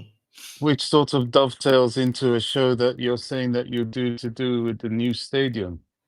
Mm, Um, I think we really have to utilize the commercial value our current status has given us in hmm, terms of not just in terms of playing in the Champions League, but this World Club Cup victory and the 4-year additional status it's given us. This is huge. We've spoken so much about it. This is massive. You know, the United States market, the commercial value. I was on a stream earlier where, yes, it's it is funny. It's a little bit of a joke the way the president of America sort of photobombed Chelsea's trophy lift. But hmm, there's a commercial thing there. There's a commercial angle that we can exploit, and that comes from the visibility. Americans love winners. They want to be associated with winners. hmm, And he was doing what the typical American would love to do. Oh, you're a winner. I want to be part of you. And we have to play that to our advantage in terms of sponsorship. There must be advertising deals that the club can pull off in a place like that that's so highly commercialized. There must be all sorts of leverages that we can enhance in and around the commercial side of the brand name Chelsea Football Club to make money. Another aspect, because of our new additional pedigree, I don't think we can say it enough, and I know it drives our rivals absolutely mad that yes, we it have does. won Yeah. everything. Hmm. We have indeed won everything. We won the old version of the Club World Cup, and now the new version of the Club World Cup, just to rub it all in. And having your name on that competition at this stage, just before it really, really blows up, because the more blown up it is, the harder it will be to win it. It is crucial in negotiating stands when the club is doing business. Hmm. Another thing that the club needs to really rub in now is I was saying on, I think it was Ty's platform earlier, that the London mayor, I don't really have much time for the guy, but he is saying that, look, Chelsea, I mean, and this was before we even got this Club World Cup. They're saying, look, you're 2 times European Cup winners. You're not a small club. You are commercial value to the City of London. You do need a bigger stadium, not just for your own revenue, but for the status that you are within the city. And he invited the club to come and talk to him to see what he could do to help. He helped us before in terms of giving Roman permission, but unfortunately the sanctions scuppered that. Roman would have rebuilt Stamford Bridge by now. But I think the plan has to be with these owners. First of all, for them to get a united front, go forward and say, "Hey, look, Mayor, look, UK government, you guys kind of owe the club after all the stuff that happened with the previous owner, Hmm. and how you sort of set the club back a bit with that, and also the way you've helped other clubs. I mean, West Ham was given an Olympic stadium that was built. It was like the government built the stadium, did the Olympics, and gave the stadium to West Ham. They helped Tottenham. with the slight expansion of their location at White Hart Lane, although there was always a lot of land there, but it couldn't, the way property is getting developed these days in London, it didn't have to go to the football club. The government made that possible, and they certainly helped Arsenal with the land opposite Highbury that they've used to build the Emirates, and that's right inside Finsbury Park, which is quite a built-up area of North London. So helping Chelsea with the acquisition of Earl's Court wouldn't be too much to ask, honestly. The Transport for London group that allegedly to be acquiring that land, well, nothing much has happened for some years now. So I don't really know how serious that situation is with them. I think it's doable. I think if we go aggressively and utilize the support of the London mayor, we will get that land. Now, people may say, "Oh, what about the Chelsea pitch owners and so on?" Honestly, they have to be smart with them on two angles. One, I think the CPO will actually support the move because it's less than 5 miles away from Stamford Bridge, and it represents progress and expansion, which we so desperately need. It would be insane for them not to stop it. However, the ownership can throw a sweetie jar at the CPO. Chelsea has always been the trailblazers. We've always been the pioneers. We do some things unique. Everybody pulls their hair out, and eventually they all follow us.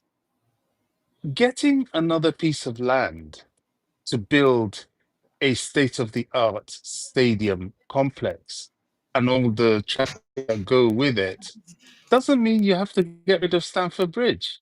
You could do that and keep Stamford Bridge and the land. They've acquired some extra land around there as well. You keep Stamford Bridge if it upsets people so much, and you have a choice. Either you turn it into some sort of museum, or you use it to play the women's games and the youth games. There are so many options other than, people have to think outside the box. And I'm hoping and believing with the business acumen of the owners of Chelsea Football Club, they will know how to harness commercial value and know how to think. They've shown that they're astute with their bookkeeping by selling assets to themselves in order to keep themselves within PSR.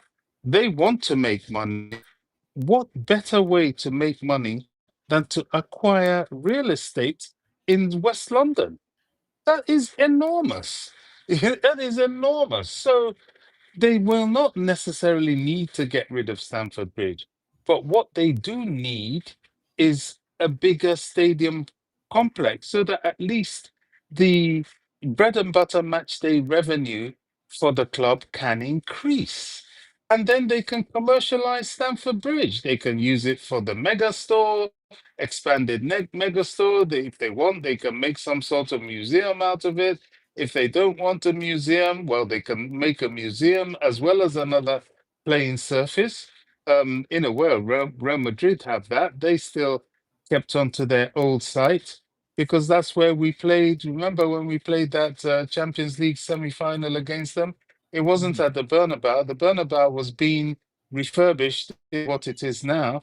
They used their prior stadium, which they still have. So we can do all that. And if we acquire this extra land, the beauty of it is that while the stadium is being built, we're still playing at Stamford Bridge. So it's not over. It all depends on how we attack this problem. And I think the first step is to get audience with the London mayor, start looking at what he and the government can do of Chelsea Football Club acquire Earl's Court. It's only going to bring money to London. It's only going to commercialize London further, add to the prestige of its sporting institutions. Because lest we forget, whether our rivals like it or not, Chelsea Football Club is a footballing institution. in this country. It's one of them, but it's part of the product that is the Premier League that the world loves so much. It is one of the shiny tools. It is a national treasure. You know, along with your Liverpools and your Man Uniteds and your Arsenals, whether they like it or not, Chelsea is right there. So why not maximize it for the profit and the benefit of everybody? And I think if the club approaches them, they will do just that. So let's watch this space and see what happens. We must think big rather than think in this little myopic way and not being able to see beyond what there is. Todd Bowley told us that we are not utilizing, as it we're working in, was it as it a third of the commercial probabilities of the Premier League, and that there's much more revenue that can be brought in if utilized correctly. Well, this is one of the ways we can do it. So let's see what the club does. Right now, we're in the right direction. Yep, all right. Thank you so much for that, Bobby. I appreciate you. I'm going to say catch up with what we have in the chat and then we'll call it a day. I am tired. We've been streaming for 2 hours and 45 minutes. Honestly, I am tired.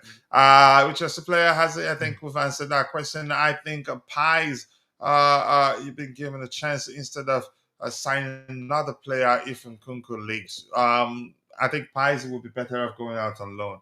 He needs to be playing week in, week out, given his talent. If he comes and stays, there's no guarantee he'd play enough to continue developing. Manchester City extended their kit deal to 2035 to the tune of 100 million per season. A year I think Nike needs for to 10 increase our years.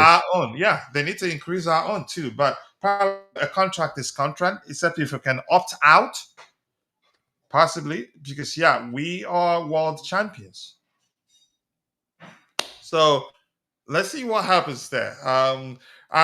Okay. Let's see what else we have here. Now, my question is, why are we still signing offensive players while we have a wealth of offensive players? Some of them aren't ready. The ones that we need, players that can come in and get the job done. And we've been told we want 9 attacking players. I can't break quite. I'm not able to break it down to what profile of players we're looking to sign. Different governments. Okay, let's see. Air squad isn't for sale. Running costs wouldn't be covered by women's game. Blue Co applied for multiple use of Stamford Bridge, and local residents lodged objections. Wow. South American players add a different kind of flair. That's why Blue Co likes recruiting from South America. And Kichiku is saying, my Am I question is able what to answer that? Is there is what time for me to give a quick answer to that? go ahead, 1 minute, Bobby. I need to run. But go ahead. You see, this is where I talk about small thinking. You know, you mentioned, I used as an example that they could play the women's game there. There's so many things you could do with the vacancy of a stadium that's not particularly tied down to having to play the men's game there. There's so many things, you know, you can use it as a venue for all these these shows, these boxing events that like Tottenham uses their stadium for. There are Mhm. so many things. Why are people so limited in the way they think? Somebody mentions one thing and you're like, oh, it can't happen because this, because that. You can't think that. You don't run away with it. You see my point? The money makers of this world, you drop one idea and they expand it. We can't narrow our thinking. We're in a situation where building up and building down is challenging. Yes, we've acquired another piece of land within the area, but we don't really move into that land till 2027, which is now what, in 2 years' time. You know, it's going to be a long enough project to build a stadium in the first place. Who told you Earl's Court is not for sale? You know, people, you can't operate on impossibilities. When you're defeated before you start, you will never start. You see what I'm saying? You know, Roman tackled the problem. It's just that a suspension stopped him from executing his plan. Who told you you can't do other things with Stamford Bridge? I All mean, right. I'll speak like Maresca when they said that Chelsea would be chasing after the ball in the press conference, and he told the journalist, "Who told you that?" And he proved it. He proved them wrong in the final. Look, the sky's the limit. We have to go for it and use our brain. Don't limit ourselves. Because I said, oh, you could play the women's game there. That's all they heard. And they thought, okay, that's the only thing you can use it to do. Yeah, No, that's you can staff, use by the it way. to. Sorry? That's staff. Oh, okay. Oh. I know he's a die-hard, don't move from Stamford Bridge person. Is he really? But he is. He's very much, there's several of them like that, and I get it. I get it, but we need to. And if we need to, we can. What I'm saying is that the compromise is to keep it for other things. And so the spirit and the memory of what happened there will remain, but other things will be going on as well. Commercialize. That's the operative word. Here's Be the one. inventive. Yeah, here's the one that makes me laugh. Fans are complaining. Fans complaining that the ticket prices are too high, and the more we don't get a chance to view the biggest stadium, they will be increasing the ticket prices to make ends meet. It's Exactly. really, it's really Exactly. that simple, but they don't Exactly. think like that. Yeah. All right, let me catch up so we call it a day. I'm tired, honestly. But Bobby, thank you so much for finding the time Yeah. to join me on the panel, even though you should be in bed. Why are we still signing offensive players? I think I've Absolutely. answered that question. But okay, Chuku, next time, please. Let's continue. Obviously, Bobby Dean missed the part of resident objection. All right, I want to say thank you to all of you for finding the time to join the show. It's been an excellent discussion. Sincerely do appreciate you all. Thank you to Wycliffe Barish. Thank you to Stab. Thank you to Mr. Okechukwu. Who else was here? Rain was here. And who else was here? Wycliffe Barish, I've said hello. Elliot and all of you. Jude, the CEO of Chelsea FC Jingles. And if I missed your name, apologies. I'm only human. See you guys next time. God bless us all. And cheers. Still blue.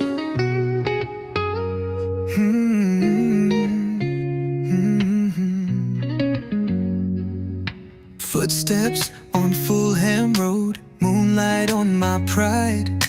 Wore this badge through highs and lows, never had to hide. Memories in Stamford breeze echo through my chest.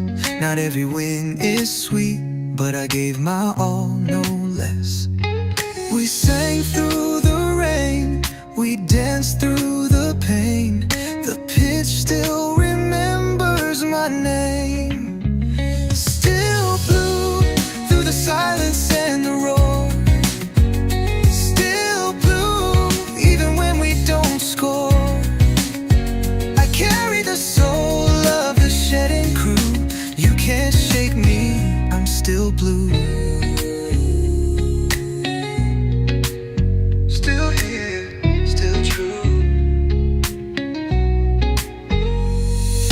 Woke up to the chance, paint cracked on my wall, but the pride in my heart never faded at all.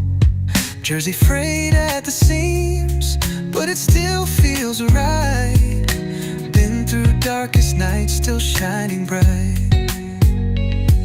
We bled in the game, we rose with no shame. The bridge still whispers my name. Still blue, every tear and every cheer. Still blue, with my voice loud and clear. I carry the pride of the shedding crew. Win or lose, I'm still blue.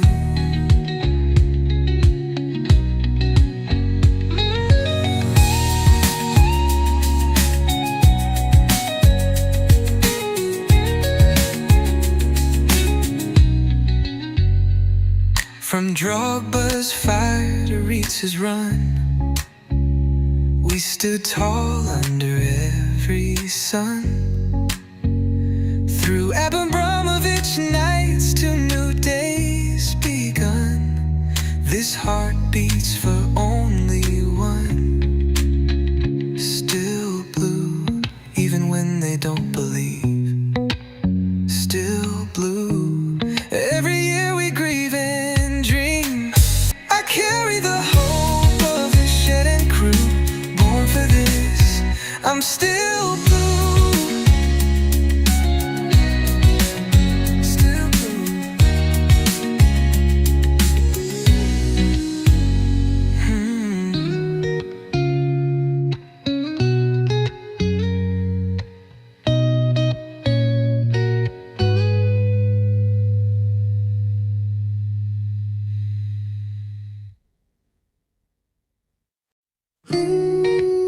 Still blue.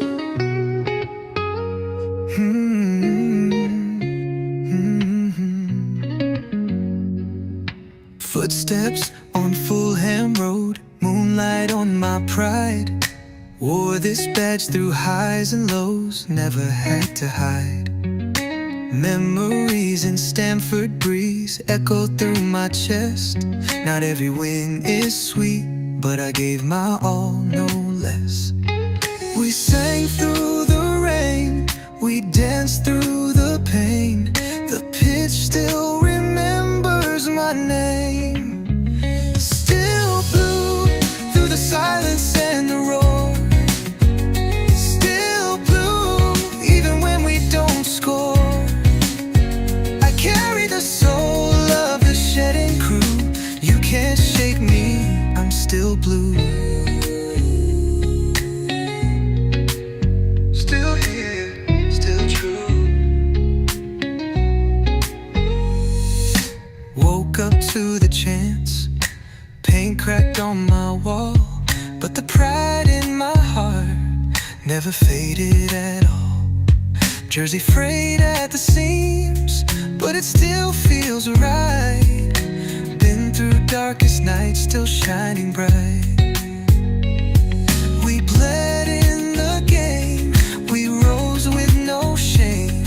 The bridge still whispers my name. Still blue, every tear and every cheer. Still blue, with my voice loud and clear. I carry the pride of the shed and crew. Win or lose, I'm still blue.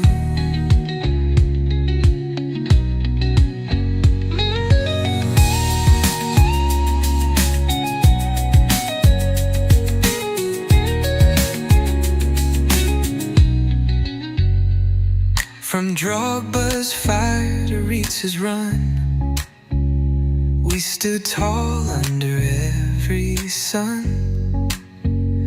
Through Abramovich nights to new days begun. This heart beats for only one. Still blue, even when they don't believe. Still blue, every year we grieve and dream. I carry the hope of the shed and crew, born for this. I'm still blue. Still blue.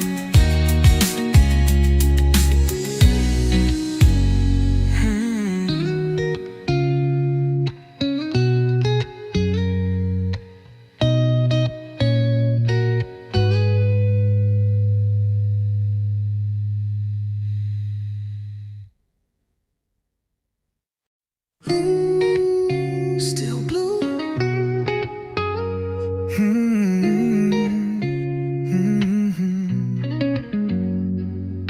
Footsteps on Fulham Road, moonlight on my pride. Wore this badge through highs and lows, never had to hide. Memories in Stamford breeze echo through my chest. Not every win is sweet, but I gave my all, no less. We sang through the rain, we danced through the pain. The pitch still remembers my name. Still blue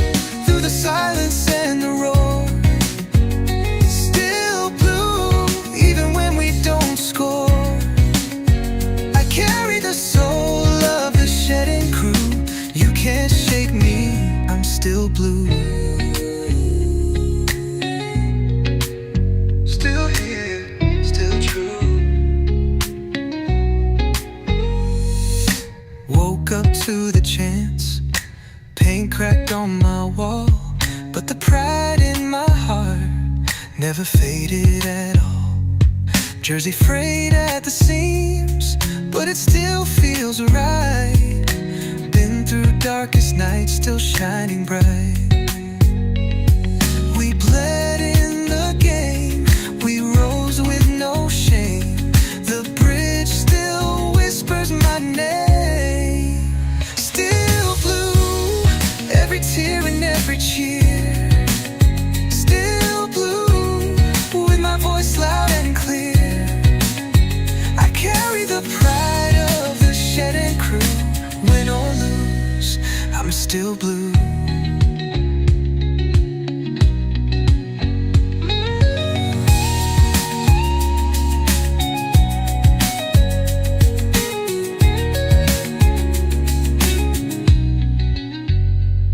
From Drogba's fire to Ritz's run, we stood tall under every sun. Through Abramovich nights to new days begun, this heart beats for only one. Still blue, even when they don't believe.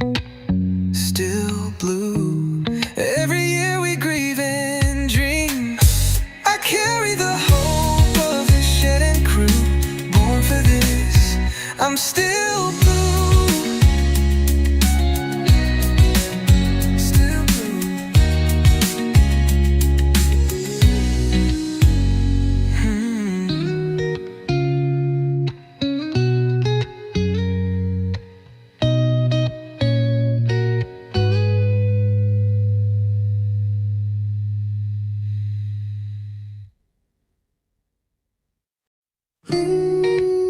Still blue.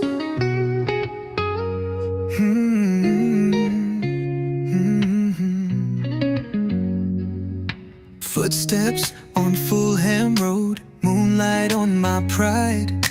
Wore this badge through highs and lows, never had to hide. Memories in Stamford breeze.